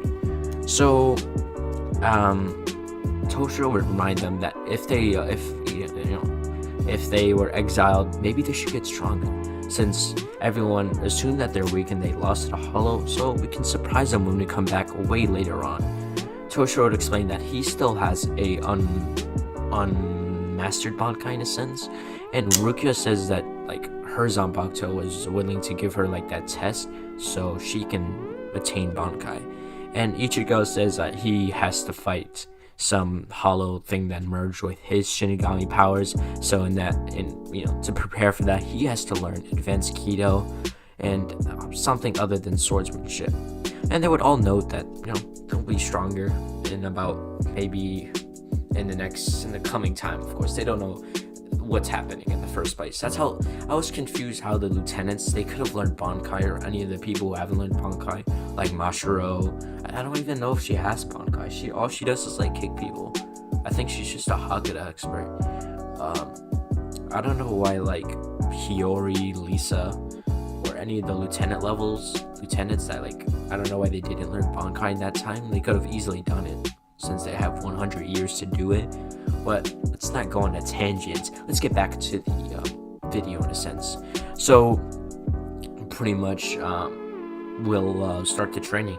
So like they'll do training, like Tessai and Ichigo will do training for the next 2 weeks to 1 month, and Ichigo will just be learning. He's trying to, like, for the first week he tries to form a dragon with his Ryatsu. After that, he tries to shorten his Ryatsu to like 20%, and then he tries to form it from there. And then he learns Ryatsu control, and then he learns how to expand his Ryatsu pools, or expand more of his potential pools of Ryatsu. So in this time, he would have, let's just say, he would have gotten quite strong. Then after the 3rd and 4th week, he would have learned the Kido, Hado number 99, and hidden Hado number 3. And he would have made some of his own Kido. Like he would have made like a lightning dragon, a fire dragon. I think that's already a thing though. I'm not sure. I don't think it is. He would have learned all kind of small types of elemental Kido. He wouldn't have named them. They're just unnamed Kido. He would have learned like Hero Serin, I think it was. It was like in the Zanpakuto Rebellion arc.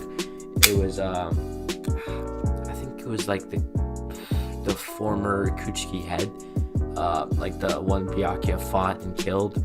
He was using like Kido that nobody even knew. So he would learn those type of Kidos as well, and he just would have became a Kido master in general. Ichigo is actually gonna be not OP, but he would have been quite strong. Like he knows advanced Kido, advanced swordsmanship, advanced Hakuda. I don't know about him learning Shunko. I don't think it's his style though. Even though Kido isn't his style either, but I just wanted to try it out, like the Kido part.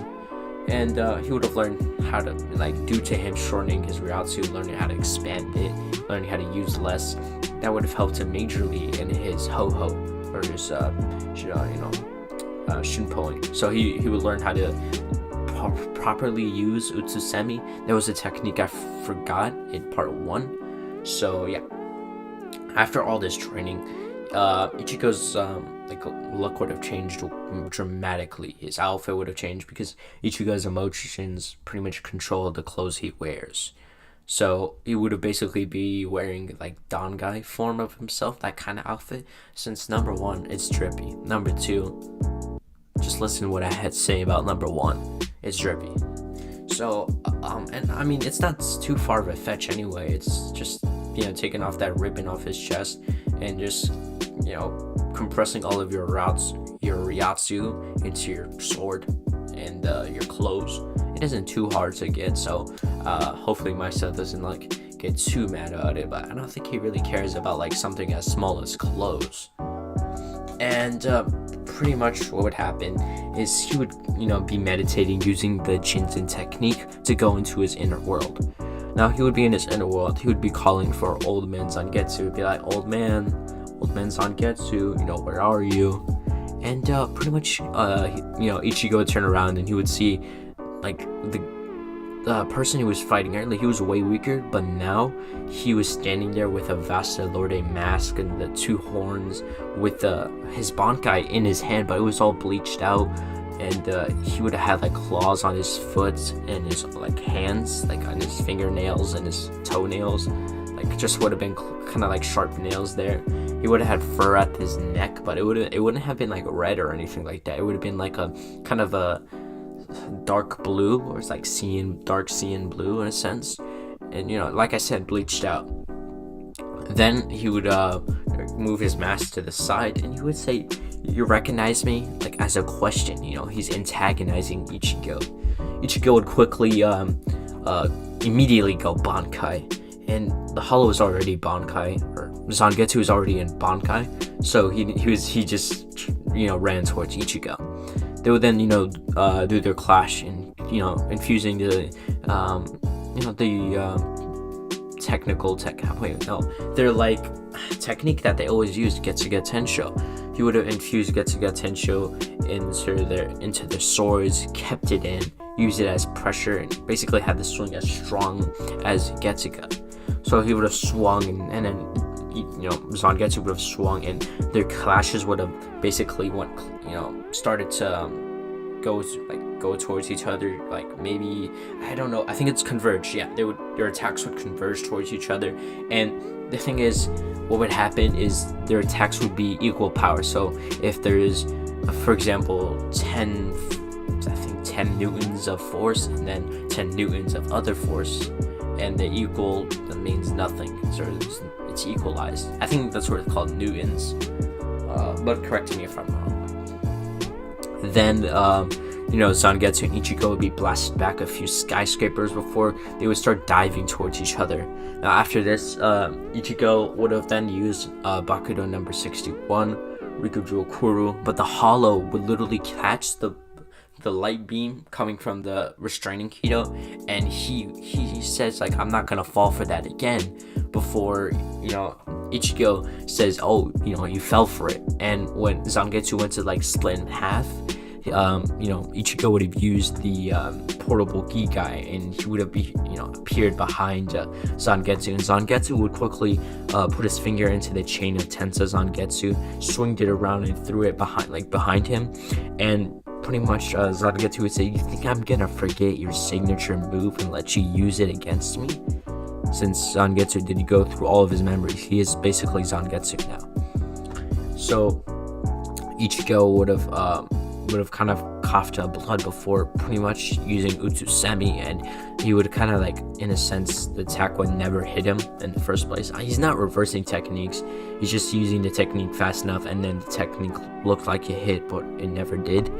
He would then pretty much take a deep breath, and then he would try to transform all of his Ratsu into one point, into a certain place in his body where he always makes Kido. It's just like every Shinigami has it.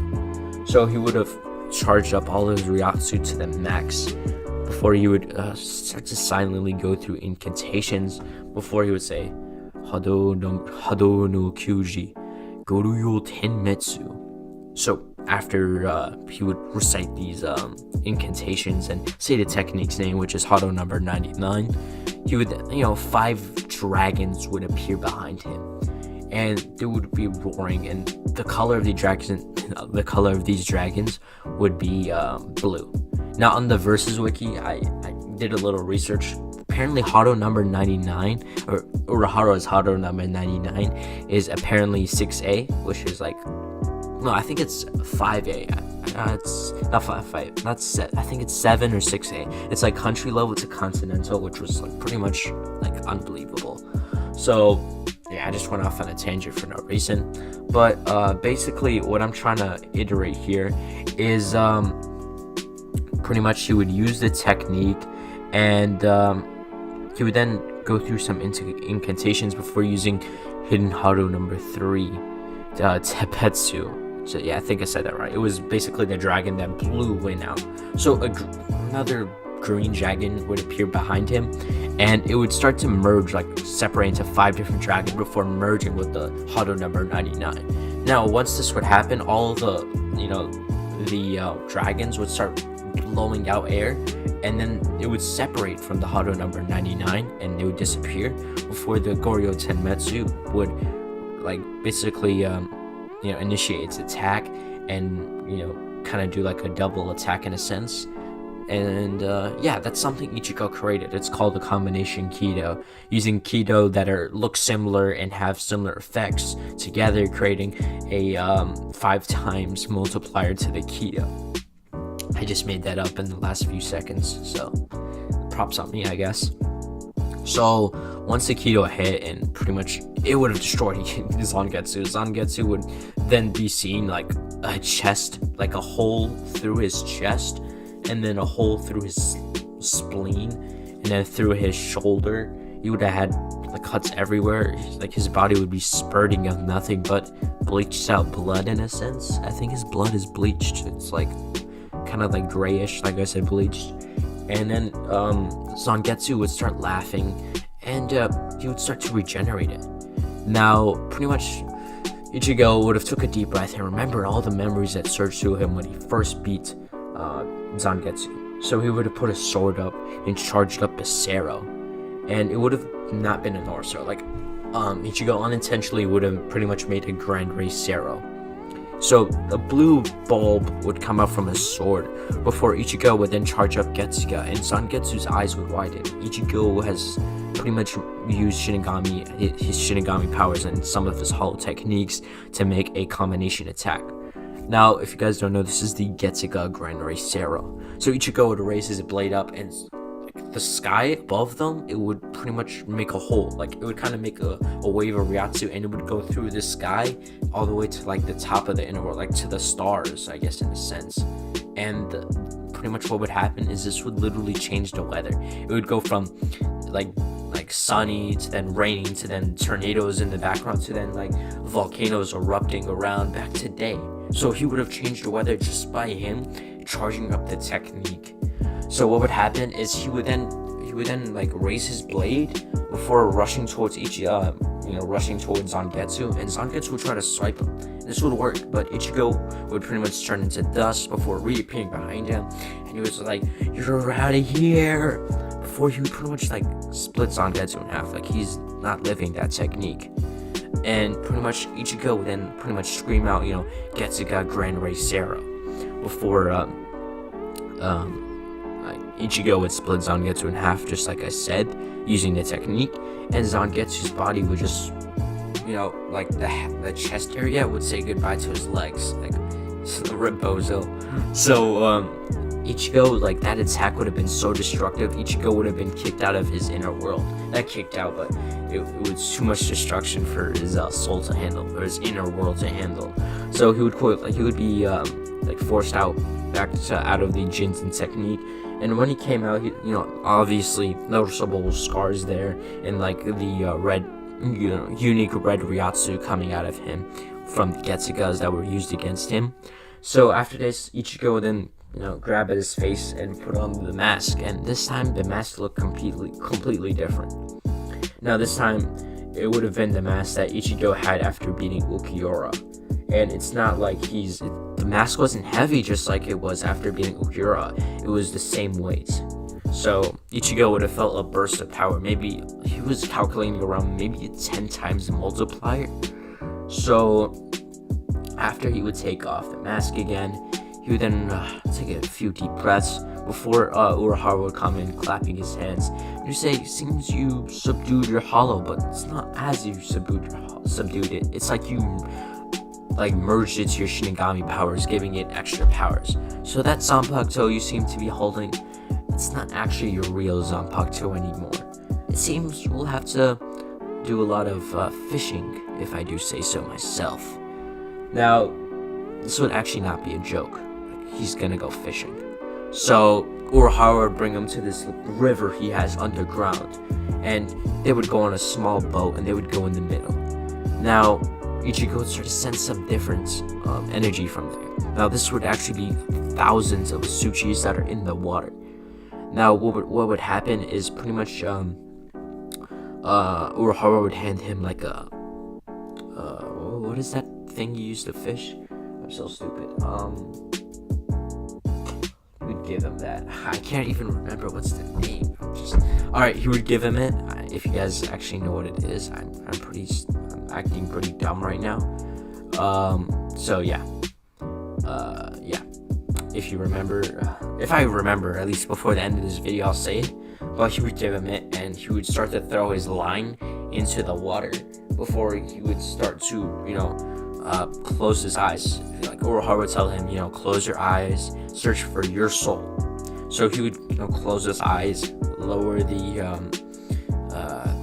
oh my god, I wish I knew it. He would lower the line, and it would go like pretty deep. Like this, there was no limit at how far the line would go. So, pretty much what would happen is he would reach, like, it would go down a lot, but Ichigo's not focusing on that. So he's going through, and once the lower he goes to, he basically just sees what really happened in part 1. As I explained how, like, Ichigo was born, like, right before, he basically sees everything and knows, like, what Quincy's are and how they originated from. And the old man Zangetsu would have told him the truth about how he's actually his representation of his Quincy powers. And he would have learned about Yhwach and how he's coming back in about 109 years, if I'm not wrong. Yeah, 100 and somewhere around there. It's around 100 years, and they have to prepare and get ready, and they can't rely on their Bankai because it's gonna be stolen and stuff like that. You would have learned all of it. And pretty much he would then after learning that, he would accept that he's part hollow, part Shinigami, and part Quincy, and he would stop relying on his Zanpakuto and say the Zanpakuto is me before he opened his eye and the fishing net? No, it's not what it's called. I thought after I would talk about this, I would actually remember what it's called, but I can't. Fuck out of here. Alright, I'm talking to someone. Talking to fucking Siri just appeared out of nowhere. Like, damn. I'm just kidding, though. Actually, not kidding, but I just say I'm kidding. I don't know why I say I'm kidding. So after Ichigo would pretty much open his eyes, out of nowhere, the thing I can't remember he used to fish would turn into his 2 new Zanpakutos, which, like in canon, would be his 2 dual-wield Bankais. So pretty much what would happen is he would get up and Urahara would congratulate him about finding a way to actually get your Zanpakuto, since most people they don't actually pass this. They usually have to use another technique, but it's pretty good that he did learn this technique. So not technique, but he learned how to get his Zanpakuto in this method. So pretty much what would happen, Ichigo would get up and he would have pretty much just chilled for the rest of the day. Now the next morning, Urahara would have told him, if you're gonna stay here, I'm gonna need you to do me a favor. Urahara, telling Ichigo this. Ichigo would be, eternally grateful towards Urahara, and he would, ask him, what is it? And Urahara would start to explain about certain Shinigami that went rogue and now is stealing powers from Shinigami, from substitute Shinigami that are, I guess like a certain it's substitute Shinigami. He's explaining to them it's like a deputy of a city. So let's say this substitute Shinigami comes along and starts to, make sure no hollows attack any souls and rightfully guide them to Soul Society. Let's just say Ginjo comes along and steals their Shinigami powers and absorbs them with his own power, and this causes, this is a problem, and it's a problem for me since sometimes I can't really go around Soul Society. Not Soul Society, the human world or Karakura Town, because I don't want to run into him. Like, I know I can beat him, but it's just not good for business for Soul Society ever finds out where we are, it's just not a good idea. So pretty much Ichigo would nod his head and completely understanding, and he would ask him, how do you want me to deal with this? And he would say, yeah, you're gonna deal with it with your Mrs. Rukia, Mrs. Kuchiki, Miss Kuchiki, and Toshiro, Mr. Captain Hitsugaya. And with those captains and lieutenants, you thought I hollowified, saying, completely carefree and as a joking manner, since Kisuke seems more like Gojo than Kakashi seems like Gojo. Never mind, I'm not gonna say anything. I was gonna say it, never mind. But it's just like, Kisuke, bro, this guy's always joking around, like, no lie, bro, this guy's always not laughing, but like, always using this tone in his voice that sounds like he's like joking around, but he's quite serious. So Ichigo then meet up with the Vizards. So he'd be walking through the let's just call it like the shipping warehouse district, or yeah, that's the right word. So he would come up to this district, but this district had a barrier on it. So he would walk up to the barrier and just rip it, and not actually like this is not Beyblades, by the way. I actually mean like he grabbed it and ripped it, like ripped a hole into it before he walked back in. And Hachi would be meditating before he would open his eyes, and he would say, a unknown individual has entered the barrier. Now Hiyori would just get her sandal and start getting like active, and once Ichigo would walk in, all he would see is his sandal just coming right at him, and he would get slapped right in the face. Once Ichigo would get up, there'd be a huge sandal imprint on his face, like it's just red. And Shinji would then, like, Hiyori was gonna throw another sandal at him, but Shinji would then like grab her wrist and pretty much ask Ichigo, so you're from Urahara, right? And Ichigo would kind of shake the back of his head, saying, yeah, I am. And they would clearly see the captain's cloak on his on his outfit, since Ichigo has a habit of still wearing it. He still likes it, like it's a very good outfit, jacket. So pretty much Shinji would say, who'd you steal that off? Ichigo would kind of back up looking all offended, like as a joke. He would say, oh, I didn't steal that off, I earned it. And pretty much Lisa would close her book, or her perverted book. No one really knows what she reads. I think she reads like magazines. I'm not gonna get in description of what magazines she reads, but let's just say magazines of art, I guess somebody would call it. So she would then look at Ichigo and say, so how'd you become captain of the Gote 13?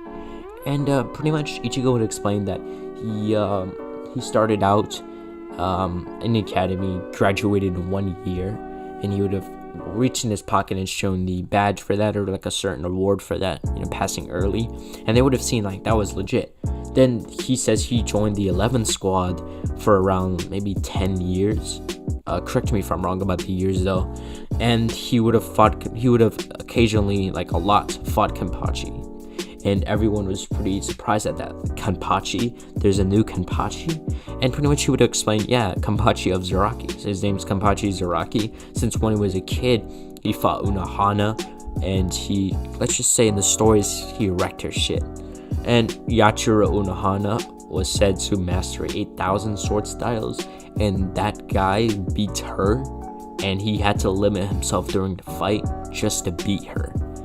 And all the captains and lieutenants would be quite, flabbergasted, since number one, everyone was always scared of Unohana, but they still worked with her in some cases, but every time she does that weird smile of hers, it looks so demonic. So pretty much everyone would think that this guy was strong. He managed to beat Yachiro back in her days before she became a healer. Like, that was quite surprising. So pretty much Ichigo would explain that he was here to do that mission. And Hachi would wave his hands forward, and he would ask Ichigo, how did you get in the barrier? Ichigo explained, I see you're a Kido user as well. You're the person that made the barrier. I'd suggest next time try using maybe more than one barrier. If someone of advanced Kido level or even Quincy's can extract the reishi from your barriers, then it'll go down, or it would open a hole through where they can get through. So I'd suggest merging barriers together so it's very hard, so when they try to do it, you would be alerted before they would actually get in. And pretty much Hachi would be kind of surprised, since number one, Ichigo's kind of like a Kido expert here, but he isn't just a Kido expert. He's balanced and everything. He's like mastered everything at that point. He had so many years to train for everything. It's so surprising at that point. So they would go in, and Shinji would show him like a bullet board of all like who Ginjo is, who their accomplices like Tsukishima, and all the Fullbringers like Yukio, I don't really remember their names, like Jackie. I don't really need them. I mean, I kind of need to know their names. So yeah, he would start, Shinji would start to explain what they'll be doing. He says, well, they're pretty much gonna attack Tsukishima and Ginjo when they're alone, while all the Fullbringers are away and can't sense them. So pretty much he would show them where they're going, exactly where they're going, and he would have they would pretty much put a bait, like a substitute Shinigami, and when Ginjo and Tsukishima would be there, like Ichigo, like Team Vizard plus Ichigo, Rukia, and Toshiro would all be there to basically jump those two at least. And he would tell Ichigo not to get stabbed by Tsukishima's sword or anyone here, or his sword will insert himself into their memories. And I did not mean, don't think of it like that, okay? So just take a deep breath and, don't have a dirty mind, please. So, So he would explain that this will be actually happening tomorrow. So you have exactly one day to get ready and prepare yourself. Since you are, pretty strong, we should be able to do this quite easily. Then they would, start to get ready. They would use like Ryatsu concealing cloaks, try to stay stealthy, and Ichigo would remember all the lessons from Soifan or Yoruichi. I mean, not actually directly from Yoruichi, but like some of the lessons that are taught to the Amanitsukido or the Shihoan clan. So it would just be like a common thing that Byakuya taught him, since he knows Yoruichi, like he was taught by Yoruichi. So yeah.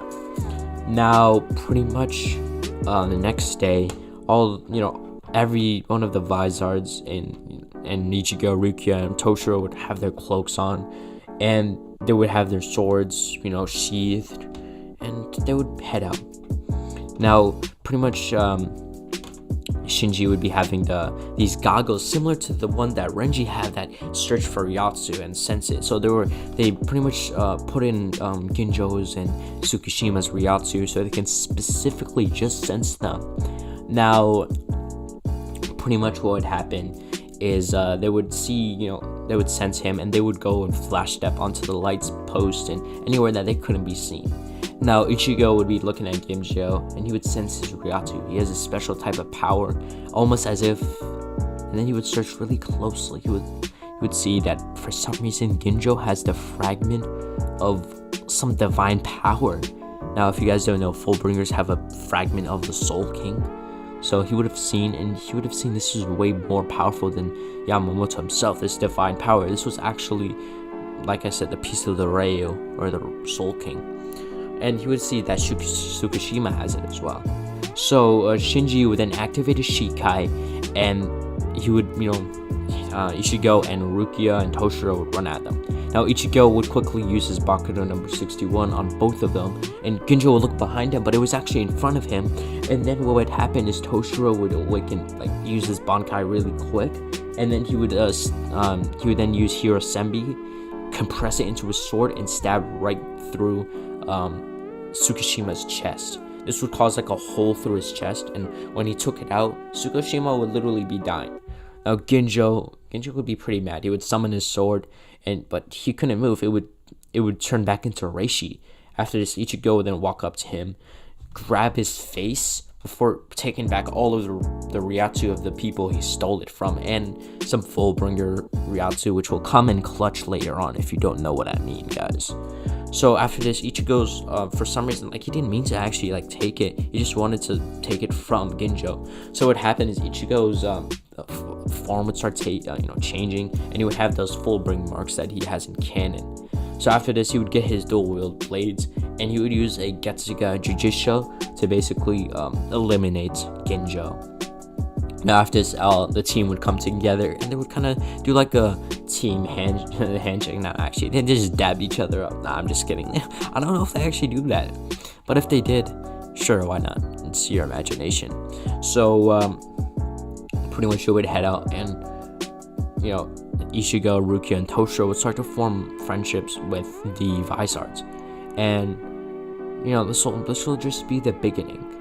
Now, for now, guys, this will be the end of this what if, or end of this part 4. And by the way, we'll be doing a time skip right before the end of around, I'd say, a good 25 years. That's pretty good. And we'll start to see the new generation of like Bleach. So my plan is for like what Bleach is supposed to be is Uryu will kind of be like that, not the MC of like this what if, but like MC of what Ichigo was in that timeline. He would be like the MC of that timeline, in a sense, like the MC of that generation, if you get my vibe. So, and pretty much, yeah, let's just say Ichigo will be teaching Uryu some nice techniques, if you get my vibe. So yeah, alright, so we resume this what if after pretty much Ichigo goes through like a 25-year time skip. Like, that's a long time skip, but compared to us at least, but to them it's basically nothing. So one day Ichigo would wake up, and he would walk in, wake up. So if I didn't tell you guys, he kind of lives in the Vizards like hideout, in a sense. So we'd wake up, and he would just go straight to the Urahara Shoten after doing his necessaries. I think I said that right. And once he would pretty much get there, he would knock on the door, and Urahara would open, and he would go inside, and Urahara, just like always, or I think it's Tessai, or Uru, I don't know how to pronounce her name, but like the little girl would give him some tea. Alright, for you lowly lovers in the comments, just shut the fuck up, please. I don't mean like that. So Urahara and Ichigo would be sitting there, and Urahara would be like, you know that you're part Quincy, right? Ichigo would be like, yeah, I know. And he would ask, do you want to meet the people who are Quincy's as well? And by the way, guys, this is like when Uryu is like 9 years old, so yeah, somewhere around that time. And Ichigo would be thinking in his head, maybe they're like the Kuchiki clan. He remembers from all the time he was growing up, the Kuchi clan were like quite stuck up, like even Byakuya at some point. But he realizes just how honorary system works in Soul Society, so he wouldn't really give it much attention. So pretty much what would happen next is Ichigo would agree, and Urahara would give him the address to the like Ishida clan place, like the clan home. So he would, head over there, and he would knock on the door. When he would, pretty much Rukin's dad, or like Uryu's grandpa. I actually don't know his name though. Like I forgot his name, since he doesn't live much. Like, he's not really shown much in the episodes.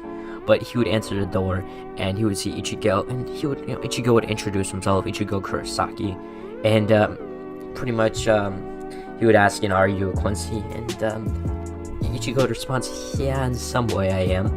And pretty much, his like Uryu's grandpa would let him, walk in, and he would pretty much meet up, walk in, and you would see, Rukin sitting there, I don't know, just on a couch or chair, and pretty much Rukin would say, so who are you? Since your soul ribbon is a little weird, since there's 3 soul pressures coming from you, like how does that work? And Ichigo would like scratch the back of his head, and he'd say, oh well, I'm like part Shinigami, part Hollow, and part Quincy. Before you get out your bows and arrows or your sword, you probably want to let me explain. So he would sit down, and he would start to explain his story, how he was like born and all, and how his his mom is Quincy, his dad is Shinigami, and he somehow got a hollow in him some way, and that it even emerged with his Shinigami powers. So yeah, it was just a long story. And pretty much the Quincy's in the world of living would still know who Masaki is, but like it wouldn't be at that year, like it would have been way earlier, so only like Uryu's like grandpa or great grandpa would have known of her before she went to Soul Society, and with the other Kurosaki still like living there in peace, obviously. So pretty much Ichigo would like be introduced to everyone, and he'd meet Uryu, and he'd walk in and he'd ask Uryu's like grandpa or grandfather, how progresses Uryu with his Quincy techniques, and pretty much he would say that he can form the bow and arrow and he knows basic Quincy techniques. So he would walk up to Uryu and do like the hand motion for like follow me, and then he would they would go to the training ground. And if you're wondering why did like Ichigo just walk in and be like, I'm gonna train you, Uryu, he just sees potential in him. Like Ichigo has, with all his just Ichigo, his eyes in general can see potential. It's just kind of a thing you get when you're strong. Like Goku or Whis or Beerus can see potential, so can Ichigo. So pretty much they would walk through the corridor and head over to the training ground, when he would tell Uryu the power systems of Quincy. They have the Volstagg, they have the Shrift. So pretty much he would tell Uryu that he should probably find a way to unlock his Shrift, since if he were to unlock his Shrift, he'd be probably like the Volstagg gives you a 10 times multiplier, but the Shrift gives you another 10 times multiplier, so that would be a 20 times multiplier. And Uryu would be quite shocked, since he did the math and this was actually right. And what would happen is Ichigo would form a sword out of just Quincy Reishi. This would just be the usual Tensei Zangetsu blade, since Tensei Zangetsu is fused by the old man, or a younger version of Tensei Zangetsu, who is the incarnation of Yhwach. So technically he would still have that same sword. So he would form the sword, and it would kind of look like his fullbringer Tensei Zangetsu, which, I mean, not too problem. It's drippy, that's what I'm trying to say. And pretty much he'd just get ready to fight, and out of nowhere he would swing at Uryu, and Uryu would narrowly dodge before he would then it would kind of like cut his cheek, and pretty much he would the funny thing happened is like some like blue, like tint of blue would cover the wound, and after a few seconds it would close. So Uryu would recognize this as blood vein, and Ichigo would say, in his head, say good, it seems this one, reacts and evolves in the middle of, in the midst of battle. So he would then swing his sword again and constantly swing at it, and Uryu for the next maybe 3 hours would have to constantly dodge until he would constantly get annoyed of it. So he would make out of nowhere, just out of instinct, he would make his Zealous blade. I think that's like a German name. I may be wrong though. He would make the Zealous just out of instinct, like I said, and he would swing it at Ichigo, and a huge like blue wave of Ryatsu would escape. Not like a Getsuka, just like wave pressure in general. And Ichigo would then use like a Bakudo number 81 Danku, and pretty much it would blow up in Uryu's face. So Uryu would be sent back flying, and the Blood Fiend would react constantly, trying to protect Uryu, since that's literally his Quincy powers. It is like Yhwach, it's like soul as in Uryu. So Uryu would constantly like keep evolving, keep healing his wounds, and keep multiplying his attacks until about like maybe around sunset, when Uryu would just out of nowhere, his limits would have been like, he would have hit his limits, and he would have I guess went unconscious due to the long ass spar he had with Ichigo. And Ichigo was like, he had that killer intent, so like Uryu was at some point scared, then he got his resolve, and he was scared. Like it was a lot of chances where Uryu was just scared and resolved, I guess. So pretty much what would happen is after this he would pick up Uryu and then take him back to the Ishida household. Yeah, that's what it's called. And he would, Uryu would sleep for the rest of the day, and Ichigo would go hollow hunting. So he would, he would have just slashed down a hollow in the fields or the mountain area of Karakura Town, when a certain someone would pretty much appear behind him. Now this someone would have been none other than Askin Levi. Now, if you guys are wondering why him out of all the people, number one, if Ichigo were to, like, his plan, like, Ichigo did not just do nothing for 25 years. Like, Toshiro and Rukia, they mastered their Bankai. Ichigo got his own Bankai, and he didn't really get his full power though. Like, what I'm trying to do is Ichigo's Bankai will, like, be in a certain ability.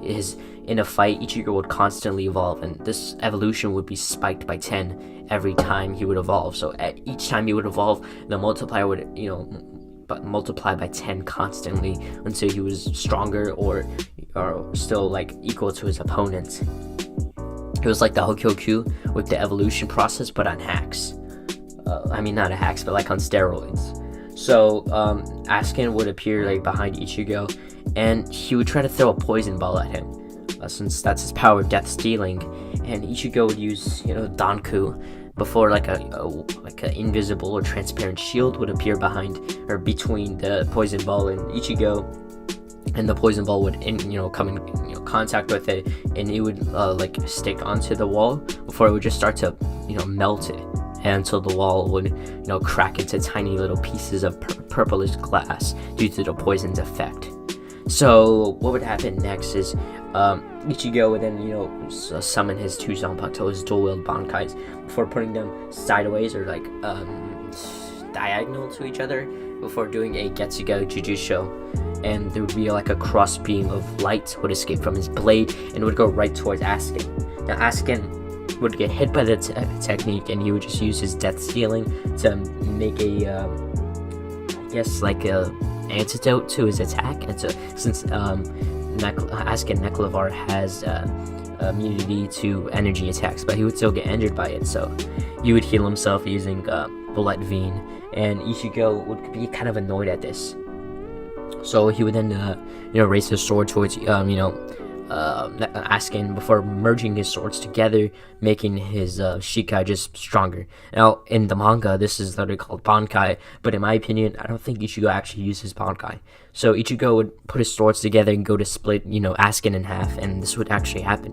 Like, since, I would say, in my opinion, Ichigo's, multipliers would have probably put him about maybe 10,000 times the speed of light. This is me exaggerating, but he is really fat, like, massively faster than light. He would then, kind of a speed blitz Askin before splitting him in half. Now, after this, Ichigo would then walk away, since he knows Askin easily survived that technique, and Askin would obviously survive, and he would go back to Yhwach, and he would report to him. Now, Ichigo would go back to his, the Vizard hideout, and once he would walk in, he would obviously be greeted with a sandal to the face by none other than Hiyori. Now, Hiyori's just annoying like that. I'm kind of confused why she acts like that, but it is what it is. So Ichigo would then have, like, a fit about it, and, he would have that imprint on his face, just like every time he got hit by that sandal. Obviously, he didn't really actually get hurt. It's just like a comedic moment. It's not like he actually uses iron skin to, protect his face. Definitely, of course not. He would definitely never do that. So, pretty much what would happen next is, Ichigo would walk in, and he would just maybe sleep for the rest. Not maybe, he will. And the next day, you would head over to Urahara's shop, and he would just start talking with Urahara and Tessa about their plan to basically use a certain keto they're making to close all the shadows that all the Quincy's used to watch on Soul Society, so they won't be able to have as much versatility, and they'll be expected. So out of nowhere, a huge a beam of light would appear from the floor of Urahara Shoten. They were kind of in the desert area, so what would happen is a huge pillar, I guess, yeah, that was right, a pillar would appear from the sky and would just fall down, causing a crater to form in the ground. And when the smoke disappeared and doors opened, it would be none other than Squad Zero. Now this would be Ichibe, Hikafune, Senjumaru, Oetsu, and I think I got everyone. It's Ichibe, Oetsu, Hikafune, Senjumaru, and Korinji. Yeah. So they would all walk out, and pretty much Kisuke would not really be on guard, since he knows it's Squad Zero, and he knows who Hikafune is. Tensai would, act the same, and Ichigo, he's kind of cocky, so he probably thinks like he's stronger than Squad Zero. He didn't even know who they were, since not really anyone knows much about social side. The Squad Zero, other than like the Kiraku or Ikataka, any of the only like the old gen captains would know. So he would walk in, and Ichibei would come up and he would say, "Oh, are you Ichigo Kurosaki? Come with us." And Ichigo would look towards Urahara and he says, "Are you coming?" And pretty much they would have their small little conversation. And Squad Zero would explain to them that they're they protect the Soul King, and the Soul King is the being that holds all the universes together and holds the cosmology from falling apart. Now, once Urahara and Ichigo would walk in, like their pillar that they use to go back, they would be told to basically hold on, and Ichigo would just put Ryatsu into his feet and hands, and he would put a grip onto the wall and on the floor of that pillar before they would be shot back up to the Soul Palace. Now, once they would pretty much get up to the Soul Palace, Ichibei would start to show them around until what would happen is Ichibei would say that the Soul King wants to talk to him in a sense, even though the Soul King doesn't really exist but exists at the same time.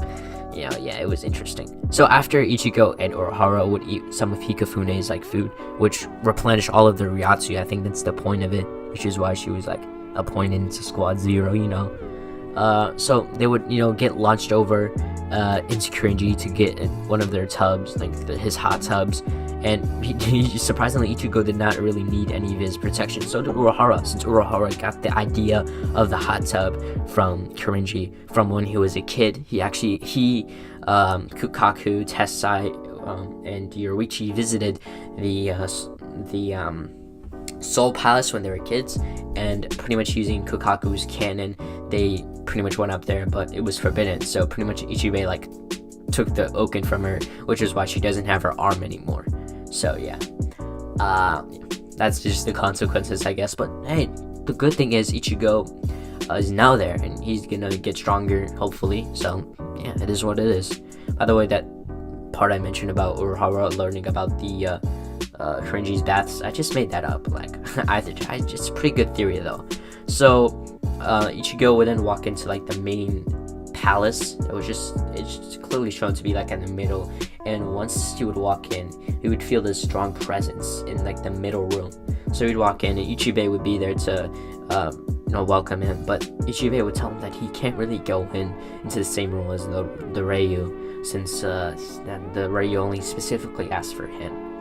So pretty much what would happen is he would walk in, and once he would walk in, he would look at the Ryu, and the thing is, the Ryu was just a piece of flesh. Now, if you guys don't know what I'm talking about, I don't know if Stakes actually is going to show that panel of the Soul King. If he is, that'd be Pog. But basically, it's like his chest. That's it. He has his head, his chest, and then that's it. There's no legs, there's no arms, just that. And he's literally into this like golden stone. And this will look very familiar to the Hokyoku, since the Hokyoku is that it's something like that. That's where our Urahara got the idea to make the Hokyoku, from that stone, since that stone keeps him the linchpin. So what would happen is he would look at the Soul King's eyes, and immediately as soon as he looked at it, he just for some reason passed out. Now this was done on purpose. Pretty much what the Ryu is trying to do, or what he isn't trying to do, it's hard to explain since he exists and doesn't exist at the same time. So pretty much what would happen is Ichigo would be sent into the Soul King's inner world, and pretty much he would wake up and he would see the Soul King, but this time he had a full body. He was literally like the prime Soul King. Just think of that, or search it up. It looks like that. So he would get up and he would get on his knees and start into a bowing position, and the Soul King would tell Ichigo to get up. He has no reason to bow. It's just not really necessary. So pretty much what would happen is once Ichigo would get up, he would shake hands with the Soul King, and the Soul King would introduce himself as the Ryu, or the Soul King. He doesn't really have a name, and he would start to tell Ichigo about his son, or pseudo version of a son, Yhwach, and he would tell Ichigo about Yhwach and how why he's even doing this, and basically Yhwach's probably mad that not mad, he just doesn't like how the world is. He doesn't like the concept of death. Have you heard the story in the academy, how you were told that to keep the balance you were to cleanse hollows and bring them over to Soul Society, and to keep that balance you would have to do that. Well, Yhwach did not like this system and he went against me, so I sealed him into that of a baby. So pretty much somehow when people touch him, they gain extraordinary power from him. They gain a piece of his soul. Since he is like my son, obviously he has a lot of power. So he pretty much formed a empire based on people he gave a piece of the soul to, and that means they have like Strifts and Volstigans, just like you were trying to teach Uryu yesterday. So pretty much he would ask the Soul King, does he have access to what Yhwach has or what he does? And pretty much the Soul King would explain to him what the Almighty is, and that Yhwach will probably come one day and to absorb him, and he would become the Soul King. So that means he would get access to the Almighty. So pretty much what would happen is the Prime Soul King would explain, not the Prime, I would just say Soul King, he would explain that he wants Ichigo to become like the representative of Soul Society, since he wants Ichigo to lead the 5 great noble clans, and hopefully, he sees how the Rukia is, and he sees why Aizen is even, starting his rebellion against him to kill him and become Soul King, and he pretty much wants Ichigo to be there and to prove, like, number one, he wants Ichigo to like eliminate Central 46. Then he wants Ichigo to like keep watch over Soul Society, and he can do that while being like the head of all the 5 clans. And this is pretty big power. Like, you're the head of all the 5 clans, including the Unknown clan. And I always thought maybe Aizen was from the Unknown clan. So yeah. Alright, I had to do something there for a second. So pretty much I left off where like Soul King was like explaining to Ichigo that he wants Ichigo to basically be the head of all the 5 noble clans, and pretty much this includes the clan that Aizen's from. Now, this clan does not actually have a name. It was never given a name, since all the other clans, they had a name, but the ancestor of Aizen, this one was quite the strong one. He was the strongest one, especially when he was like right before he was sealed and the 5 the ancestors were fighting him, and he had the hardest time fighting Aizen's ancestor. So, and also Ichigo's ancestor, but that's probably why he's here there. So Ichigo would obviously he wouldn't decline this offer. It's like an offer from the Soul King to like the deity in that verse, I guess you can say.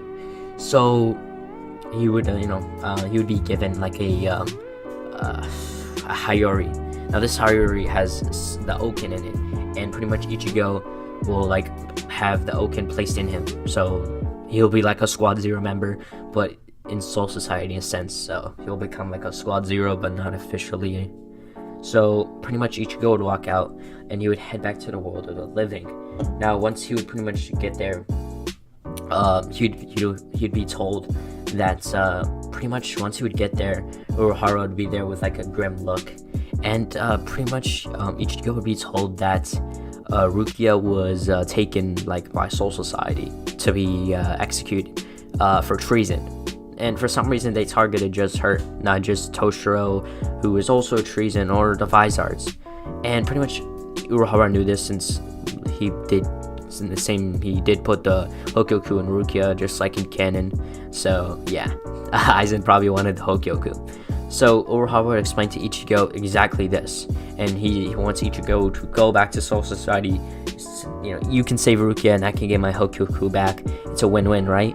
So pretty much Ichigo would be quite mad, like straight up, like this guy just like once he heard this, like his soul, like his Ryatsu like straight up exploded. It didn't actually like destroy anything, but let's just say Ichigo had to really start punching some mountains in Urahara's basements from how like mad he was. So pretty much what would happen is Ichigo would pretty much formulate his Rukia saving operation. So it would be him, it would be then be Shinji, it would then be Yorichi, and then that's it. It literally was just 3 people. Actually, yeah. Actually, I'm gonna have Urahara come along. I'm literally just making this as I go on. So the 4-man team would be Urahara, Ichigo, Yoruichi, and Shinji. Since Shinji's the strongest of the Vizards, he can now use his mask way fluently. His Hollow has greatly evolved with the help of Urahara's Hokyoku. So pretty much, yeah, Shinji would have gotten a massive boost. Shinji would obviously, he would still know his Shikai and Bankai. He would be quite strong. And this time, he realizes he shouldn't actually tell people what a Shikai does, and he should, shut the fuck up. Now, pretty much they would head over to Soul Society, and what would happen is they would go through the Senkaimon, but this time it would be that same gate as in canon, because if they go through the Senkaimon, the Ryatsu has been tracked. If they even step one foot in there, there'll be like officers, like boat captains will be on their way there. Like that's just how much of an emergency it was. So they would go in there, and once they would get in, they would pretty much run to like Kukaku's place. Well, my pronunciation, that sounded mad sus. So they would head over to Kukaku's, Shiba's house, and once they would pretty much get there, they would recuperate. They almost literally got killed by the not the Don guy, but the cleaner. Like Ichigo is really like stopping himself from literally slapping the shit out of that Don guy. So pretty much they would head over to Kukaku's house via flashback, and once they would get there, Kukaku would obviously welcome in, like Yoruichi's there, Shinji's there, Urahara's there, so pretty much they don't even have to learn how to do the canon. Like they would go maybe the next day. So the next day, pretty much everyone, like I'll start slowing down. I'm kind of going a little bit fast to get there. So everyone would pretty much wake up. Ichigo would put on his his Hayori, and this Hayori would be a specific one. Now, in all the years, there's been a story about a man, like a Shinigami, who was specifically gifted by the Ryu, and he, what signified him from other people is he had a certain Hayori that was marked with a certain kanji that everyone knew of the Soul King. It had the letter of the Soul King, like a Ryu. It had the kanji for that. So when anyone would see this, they would know that he basically saw the Soul King. Soul King basically trained him in a sense, which is not entirely true, but it is in some way. Now, Ichigo would put on his Hayori and his outfit, like his usual fighting outfit, the same one he has from like the 1,000-Year Blood War arc, the one that Senjumaru made for him, which has the Okin in it, and then he would put the Hayori over that. Now, they would then get ready, pretty much Urahara and the others using the Ryatsu concealing cloaks, with Ichigo being able, the clothes has a mode where you can go into stealth mode, and basically it conceals your Ryatsu. Now, Ichigo and the rest of his friends, I guess, Urahara is basically his friend now, I guess, and they would head into the cannon, and that would be completely calm. Yoruichi has been in this canon so many times. It's just like clockwork for her and Shinji and Urahara.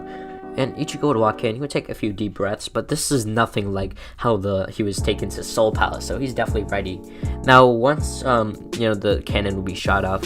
Yeah, where we left off was Ichigo, Shinji, Yoruichi, and Kisuke were pretty much shot off using the cannon to Soul Society. So yeah. We're gonna roll that intro. Now we resume this what if when the cannon is shooting. Now this time, due to all their perfect or almost perfect Ryatsu control or Reishi control, I honestly don't know the difference, but I think Reishi is used by Quincy, Hollow. It's like a simplest form of spiritual energy, and the energy is just more advanced. So yeah, that's why maybe mainly only Shinigami use it. Now, the cannon will be shot off, and this time they'll be able to get way further, and they'll be able to get detected way less. There would be still a huge explosion, but people won't really think it's an invasion or anything. So when they went to go investigate, nobody was there. So Ichigo, Hat and Clogs, Yoruichi, obviously in cat form, and Shinji would be running through the Soul Society or the Seirei, and they would make it to the cave. Now, pretty much for now, Yoruichi would go around getting intel on what's happening with Rukia's execution. it turns out Rukia's execution was still like a bait for Ichigo to come along, and so they can get that higher. It's just so they can, they're not just killing Ichigo. They're not just killing Rukia. They get Ichigo, possibly other rogue Shinigami as well. So pretty much for the next maybe 2 weeks, they would just do nothing but training, and I'll be getting into that. So Ichigo and his Zanpakuto Zangetsu will just be training, and they'll kind of do like a similar test to that of the Bankai or the fake Bankai test. So Ichigo would then be seen, clashing back and forth with completely different Zanpakuto, trying to find his inner self and hopefully train more and more to get stronger and stronger. So basically what would be happening is the old man would be training his Quincy techniques, and Zangetsu would then be training his Shinigami and Hollow techniques. So like they're kind of it's like a 2v1, but technically it's just like a Ichigo fighting himself in a sense. So they'd be clashing, canceling out with Ceros, or seeing which blood fiend will last out against each other, or any let's see if the Hellfagafil, I don't know what the simple arrow of the Quincy arrow is called, but like whose Quincy arrow would hit each other, or whose Volstagen would last longer. Honestly, I didn't really give Ichigo Volstagen. I just thought maybe I should just have it be a multiplier. Maybe his Volstagen is like his fake Bankai. That'd be interesting. And his like his Shrift would be the fake Bankai, but his Volstagen would be like his Shikai and all, which he'll always be in. So yeah. Now we'll do that time skip 2 weeks. Shinji, Hiyorichi, Ichigo, and Kisuke, they would all be ready, and they would head out to their separate location. Ichigo and Shinji would go over to the Sokyoku, while Hiyorichi and Kisuke would go confront Aizen at Central 46. So yeah, if you're wondering why doesn't Hiyorichi go fight Soifon, she's kind of gonna do that and then meet up Kisuke. Is just like she's pretty much gonna beat Soifon pretty fast. So that's why I said like she's going along with Kisuke. So Ichigo and Shinji would be sitting down and going over plans, and Hiyorichi would hand them the same Shihoan cloak, would have the clan symbol, which Shinji and Ichigo would wear. But Ichigo is definitely feeling the cloaks. He has first the clothes from Senjumaru, then he has the Hayori from the Ryu, which he would not wear since he actually wants to fight people. He doesn't want people to just notice him and then not fight him. He wants to throw hands with the head captain or any other captains as much as he can. So yeah.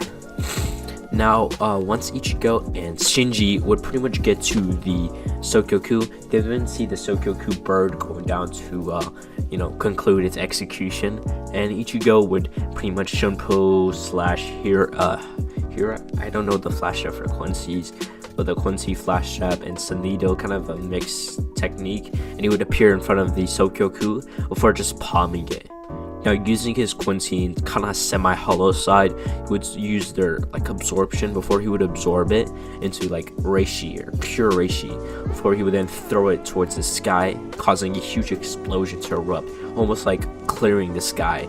So like this, like it would kind of be a little like the clouds would then be like dispersed. It was sunny with a few clouds, but after that it was just sunny. Now Ichigo would land on the stand, and he would say, "Rukia, how'd you get caught? Aren't you like captain class?" And pretty much he would not even like let her answer the question before he says, "Well, that doesn't matter. We're here anyway, right?" So he would then grab the bandages of Zangetsu, the two of them, and then start spinning them around with both of his hands before he would then kind of use a Getsuga, and then he would pretty much split the stand into tiny little pieces. After this, he would then grab Rukia and throw her just like he did in canon, but instead of Renji, it would be Shinji. Shinji would then use his Shikai to alter everyone's senses, and Shinji would get out of there. Now, Kisuke would be keeping Aizen busy Kisuke and Yoruichi would be keeping Aizen busy at the Central 46, but Aizen would, Gin would use that same keto technique that would teleport them away. I wish I actually knew the name. If anyone knows the name, kindly tell me in the comments, with a few exclamation points, and you fucking fake Bleach fan. I'm just kidding. But basically, Ichigo would then would feel a presence behind him, a familiar presence, some presence he knew for like a lot of years. He would then turn around and quickly clash with said person. This would be none other than Byakuya. Now we all know Byakuya and Ichigo's relationship, and this would be kind of like I think in there was this anime, I can't remember which anime, but basically the MC is called like Thorfinn, and I saw an anime moment where like he had to fight his dad. It was kind of a weird time. I wish I knew the name. Who knows? Steak will probably put it up on the screen. I remember I was watching part 1 and I was talking about like Gratify's part, and all I see is the thumbnail just put on there on like cropped. I was like, damn, Steak, that was legend for that. No, I'm just kidding. I mean, I'm not kidding about that. Never mind. So back to the topic. Ichigo and Byakuya would clash, and their Ryatsus like blue and pink would pretty much clash together, showing the symbolic differences. Now Ichigo would then back up before slicing down his sword, like swinging it down, causing a blue arc, which we all know is Getsuga, but he didn't really want to say the name because that makes it like 10 times more powerful. He didn't want to take off his head. I mean, if he did that, he would just obliterate his body. But Byakuya would then try to use a Bakudo number 81, which is like a shield, or Danku, that's what it's called. And like it would it would still shatter the Danku, but it would pretty much lower the damage that he would actually got if he took it head on. So, and pretty much he would have used his Shikai to enforce the shield a little bit, so he wouldn't have taken much damage. He would then pretty much call his sword back, and it would reform into his hands, before he would say, I cannot really, hold back on you, Kurosaki. Before he would then open his, move his hands up before he would drop his blade. Now Ichigo this time would not be surprised on why he dropped his blade. He would then say, it is what it is. Before he would then output his Ryatsu. He's not really gonna use Bankai, that'd be a little too OP. So Byakuya would activate his Bankai Senbon Sakura Kageyoshi, and about 10 blades would form on each side, and before they would all turn into pink flower petals. Now Ichigo, remember all the times he would fight Byakuya, he would constantly do the same move over and over. He would pretty much go so fast, he would completely slice each flower petal. But when he would go to do that, for some reason, like the flower petals, they just weren't there. They were there originally, but for some reason Byakuya learned an ability where he could completely like recall them faster than Ichigo could swing his blade, because Byakuya was just so used to Ichigo constantly beating him, even though he was in Bankai. Before Byakuya would then try to use his Goten. Goke, yeah, that's Goke. He would then form a circle around Ichigo, trying to, suffocate him with his flower petals. But Ichigo would then output his Ryatsu, and it would cause like a circular to form on the ground before it would go all the way to the sky. I don't know what you call this, like a beam, like kind of like the negation that the Gillians used to help Aizen escape. Now Ichigo would then take a few deep breaths before he would then think of 5 dragons appearing in his mind, before he would then say Hado no Kyuji Goryo Tenmetsu. Now 5 dragons, like the ground would start to erupt, and 5 blue dragons would start to appear, all of them releasing a huge roar from its imaginary mouth, even though it's still there. And don't even think about it, it's November. Now, all the 5 dragons would go rushing towards Byakuya, and Byakuya, as some last-ditch effort, would then summon all of his petals to, yet again, try to lower the damage he's definitely gonna intake. So he would then fix all of the Sakura petals into one point. He would then send the sakura petals in near like the neck of the dragons, and the dragons would move around, and they would go to clash with said sakura petals, as the sakura petals would form into that of a dragon, almost like a dragon going for a dragon. Symbolic little moments there before the dragons would clash, and there'd be a huge explosion of blue Ryatsu and pink flower petals. Now, once the dust would clear, or the petals would clear, we would see Byakuya against a wall, bloodied, and he would then drop his sword, and almost as if he was admitting he lost. Ichigo would then look around, and you would see that Shunsui and Ukitake were fighting Old Man Yama. Soifan was taken down by Yoruichi, and now Aizen was like approaching him he can sense it. So he would then try to sense Urahara's Ryatsu, and you'd see that he was momentarily taken down, and you can see that he's trying to come over there. Now, what would happen is Aizen would come over there, and number one, he was trying to take down Ichigo. Ichigo is a massive obstacle in his plans. Number one, Aizen knows about Yhwach. That's why he's been trying to get stronger, and that's why he magically disappeared. It's because he knows Yhwach is coming back, and he wants to deal with it fast. So yeah, that's why he wants the Hokyoku. Now, pretty much, Aizen would then walk up to Ichigo, and he would unsheath his sword, going to use his Shikai Kyokosui Getsu. He would try to do Kudakare Kyokosui before his voice would be interrupted. Ichigo would then start to disappear. For some reason, Ichigo would use a hidden Hado number 3. Damn, I can't believe I literally just remembered it. No, I can't remember it. But he would have basically switched places with a piece of his clothing. So he would have switched places with one of the scarves he had from the Kuchiki clan. And he would then appear behind Aizen and swing his blade at him. And Aizen would kind of react in time, but it would have been too heavy for him. And Aizen's sword would have had a crack in it. Before due to Aizen's shock, that would have leave him open for attack. And Ichigo would grab him by the face before diving forward and sending him into the plane of the field, kind of like in the mountain ranges. Now, once Aizen would be thrown by his face into the mountain ranges, Ichigo would then be there, ready to throw some hands. Now, Aizen would take off his glasses, shatter them, because they were just like a fashion statement. Before he would then, pull his hair back and fix it into the right position, and he would unsheath or fix what's remaining of his sword by putting Ryatsu into it before he would start to unleash more of his potential. Then he would reach in his pocket, and he would have taken out the Hokyoku he made. He still has the Hokyoku he made, and he would start to infuse it into himself. It would have been imperfect still, but he would still be able to go through the ascensions.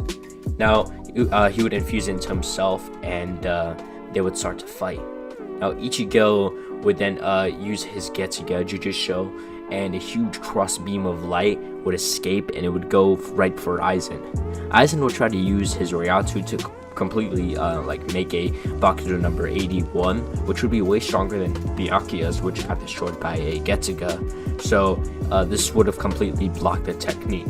But this is what Ichigo wanted. He wanted Aizen to be distracted by his Getsuga. Now, he would flash step behind Aizen, and he'd say, "You're too slow." Before he would then, he would say, "Osoi," kind of like how Urahara said, or basically Aizen said to Urahara in their fight. So Ichigo would say "Osoi" before he would then slash his back, his more stomach or back area, and Aizen would be quite shocked. Before a white foam would start to cover his whole body, and this would show like the Hokyoku starting to understand Aizen's thoughts and his heart's desires, since that's the point of the device. It takes the user's desires and see if they have the potential to reach that desire, and then they would give it to them. Now Aizen would then start to go into his butterfly, his cocoon form, and he and Ichigo would just start clashing for what seemed like days. now it would have been like hours, but they would just continuously start clashing, and Aizen would have reached his own ascension, going into his butterfly state, and Ichigo would have just realized he had to use it. I mean, if he didn't hold back, now Aizen would keep evolving. He needs to destroy Aizen, so he would then pretty much put his swords together as he would activate his Bankai Tensa Zangetsu. Now he would then appear behind Aizen, and due to Aizen's shock of Bankai himself, Ichigo managed to use his Getsuga Tensho with his Bankai, kind of like he did to Yhwach, before he would then, like the shell would start to break as he would split Aizen in half. Now after this, to put insult to injury, he would then use Hado number 96, Ito Kaso, to basically burn his body from there. And then he would then walk up to Aizen and then absorb Aizen's soul. So this includes the Hokyoku, but he wouldn't really have the Hokyoku. He would have just had the power that Aizen received from the Hokyoku. So yeah, that would have just been way too OP if Ichigo had the Hokyoku. Then the part of Ichigo's soul that was sacrificed in him using Hado number 96 would be restored with Aizen's soul, and he would walk away as Aizen's body would disintegrate into Reishi. He would then kind of grow taller as he went through his own evolution, and his hair would kind of become longer, similar to that of Butterfly Aizen. And he would have went back to Soul Society, where Yamamoto wouldn't have been hostile towards him, and pretty much the Soul Society would have been back to its original state. Ichigo would then be given back his captain's position, with Toshiro coming back and being lieutenant. Shinji would come back and be the 5th captain, while Urahara would be hat and clogs. But he would still live in the world of the living, just like Yoruichi and all the others. Now, the people who are captains now, like Love and Rose, I think. Rose? Yeah, they would come back and be captains. So any captains you saw after the Fullbringer arc, they would be captains, including like Kensei. And Mashiro would be like lieutenant, just basically anyone. Now, pretty much we'll do a time skip for about 3 years. Now, Ichigo would tell Yamamoto of Yhwach's incoming, and this would cause Yamamoto not to lose his arm, number 1, from using Hado number 96, and number 2, he would train more. Now, I mean, he's literally so strong, you can't really train a Bankai since you would drown all of Soul Society. So pretty much what Urahara would do with the help of Mayuri, they would pretty much make a separate domain or dimension where Yamamoto and any strong high tier character can train to their heart's content. It would have been like the size of the Garganta Infinite, or maybe like Mukin, and Ichigo or anyone else would just spar, and they would pretty much start getting stronger and stronger, unlocking more of their Bankai's abilities, or just unlocking their Bankai. So anyone that didn't unlock their Bankai can now unlock their Bankai, or even evolve their Bankai. So everyone at this point would be receiving training, and it would have been way better. Now we'll be going to the day of the events of chapter, I think it's 501. Now this will be the invasion of none other than Yhwach. Now, in this time, they sealed off all the shadows, so basically Yhwach can't watch them, and that would have been for the better. Now, pretty much what would happen next is Yhwach would invade, even though for 3 years he didn't actually have any knowledge about what's going on in Soul Society. He still would continue with his plans. He needs to absorb the Soul King, and he needs to do it fast. Now, once he would get there, the huge army would be waiting for him, with the front lines being Ichigo, Urahara, Yamamoto, Shunsui, and none other than Shinji Haraku. Now, everyone would be waiting there, just waiting for Yhwach to throw the first punch, or sword just be a swing, and Yhwach would start to manifest his sword as Jugram, and all of the loyal his royal guards like Lele Baro, Gerard, Askin Neklavar. Who am I missing? I think I got everyone there. I know there's one other person, but I just really can't remember. and all the Stern Raiders would come along with Gerard, of course, and Grammy and everyone, because they knew they couldn't really catch Soul Society off guard this time. They for some reason, somehow, they knew they were coming. So they need to go big or go home, if you get the reference. Now, pretty much they would start to run into battle. Ichigo would quickly run through, grab 2 Stern Raiders' face, smash them together before he would then throw them back into the armies, and they would probably take about 10 Stern Raiders with them, because Ichigo infused his Ryatsu kind of into his throwing strength, and it would have been way more of a hitter. Now Ichigo would then use his Getsuga, and this would completely maybe take 5% of the army, and pretty much what would happen next is Shinji would then tell everyone to basically back away from the battle, and pretty much what would happen is they would back away into this I guess you can say shield. The shield protected anything. No Ryatsu based attacks could come through. Shinji would then start to get into a meditative pose, as he would use his Bankai to basically him versus everyone. And pretty much what would happen is the Leilabaro would start fighting Askin, and Grammy would start imagining that everyone, all the Stern Raiders' hearts would stop, and the only one not affected by this was obviously Yhwach, and I think Gerard. If I didn't mention anything about Gerard, then he's not affected. Just Stern Raider, the Royal Guards. Then Shinji would then come in using kind of his Shikai ability, and he would come slicing and dicing, and it would have just been Gerard and Yhwach after the slaughter. Then Ichigo and Yamamoto would come in, and Yamamoto would activate his Bankai, and this would cause all of Soul Society to start to drought up due to the heat of Yamamoto's Bankai. Now Ichigo would then start to whisper a few incantations before he would then use Hado number 54. I can't really remember its name, but it's a fire-based Kido. And I swear, for some reason when I did this series, I seem to forget every Kido I memorized. But then pretty much after Ichigo would fire the Kido Blast, that's what it's called. It's called Haiyan. Then Ichigo would then use another fire-based Kido, which is a little bit bigger, like a fireball jutsu in a sense. Then he would then use Hado number 96, Ito Kaso, since he can regenerate part of his soul, even though high-speed regeneration comes from the soul, so he can regenerate what comes from the soul. It's just a bit of a tangent, but Ichigo would be able to heal his soul. Then Yamamoto would then send, use all of his tips, put all of the fire to the tip of his blade, that's being 15 million degrees hot, and he would then charge up a fire blast, and this would kind of coincide with the Hado number 96 and the Hado number 54, causing an explosion of just fire. Next, Yamamoto would then resurrect ashes from the dead, as Ichigo would then use a Getsuga Jujutsu to distract Yhwach, as all the ashes would then pretty much jump on Yhwach, suffocating him in his ashes, and they would pretty much burn him alive. After this, Ichigo would then appear by Yhwach and start to whisper a few incantations of an unknown Kido.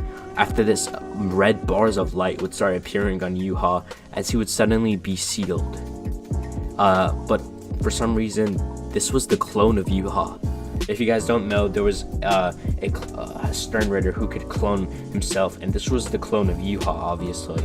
Now, a few minutes later, not even a few minutes, a few seconds later, the real Yhwach would start, and he would say, that was an interesting battle, but I won't be losing to that this time. Now, he would then,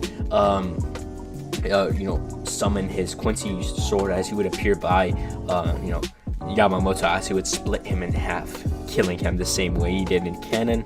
And Ichigo would kind of, receive some emotional power due to, number one, Yamamoto's death. He's been serving him for years, so it's not like he just doesn't like Yamamoto. He's probably he's the best head captain ever. Now, Ichigo would then use his Bankai Tensei Zangetsu, and pretty much from the backgrounds, like Urahara would come in and he would start using binding keto along with other captains who basically put all their Ryatsu into Urahara. So Urahara would use all of his binding ketos like 61, 62, 63, 79, and he would bind Yhwach in the keto. So while Yhwach's busy trying to get out the keto, Ichigo would be there with his Bankai and he would go and split Yhwach in half. Now Yhwach is not in his Soul King version, so Yhwach is just gonna die immediately from that attack. Now after Ichigo would take down Yhwach, he would then finish all the all the remnants, I think the word is, of Yhwach's army, completely eradicating everyone and bringing temporary peace to Soul Society. Now after the fight and all, Ichigo, just like I said in the other parts, he would be brought up by the Soul King himself. The Soul King would explain that Ichigo would kind of become like the Central 46 in a sense, like that. He won't actually be sitting in meetings and stuff like that. He's like the representative of all of Soul Society. He's like the head of Soul Society, above the head captain but below Squad Zero. But that means he's above Central 46. He's like the head. So anything that happens, he sees it.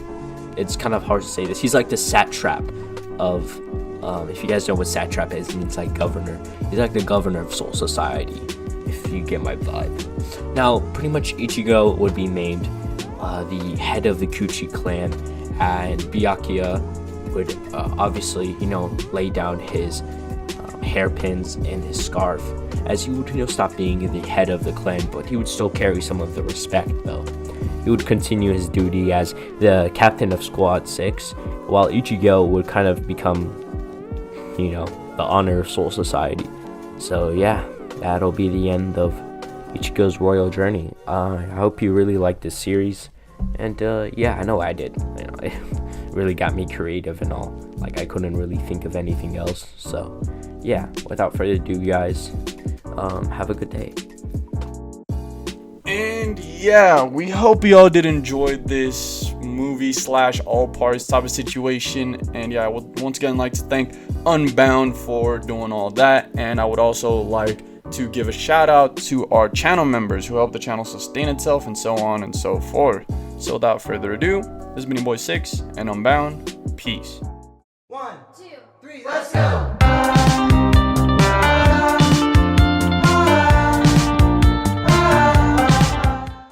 Subscribe for more. Yada yada does it.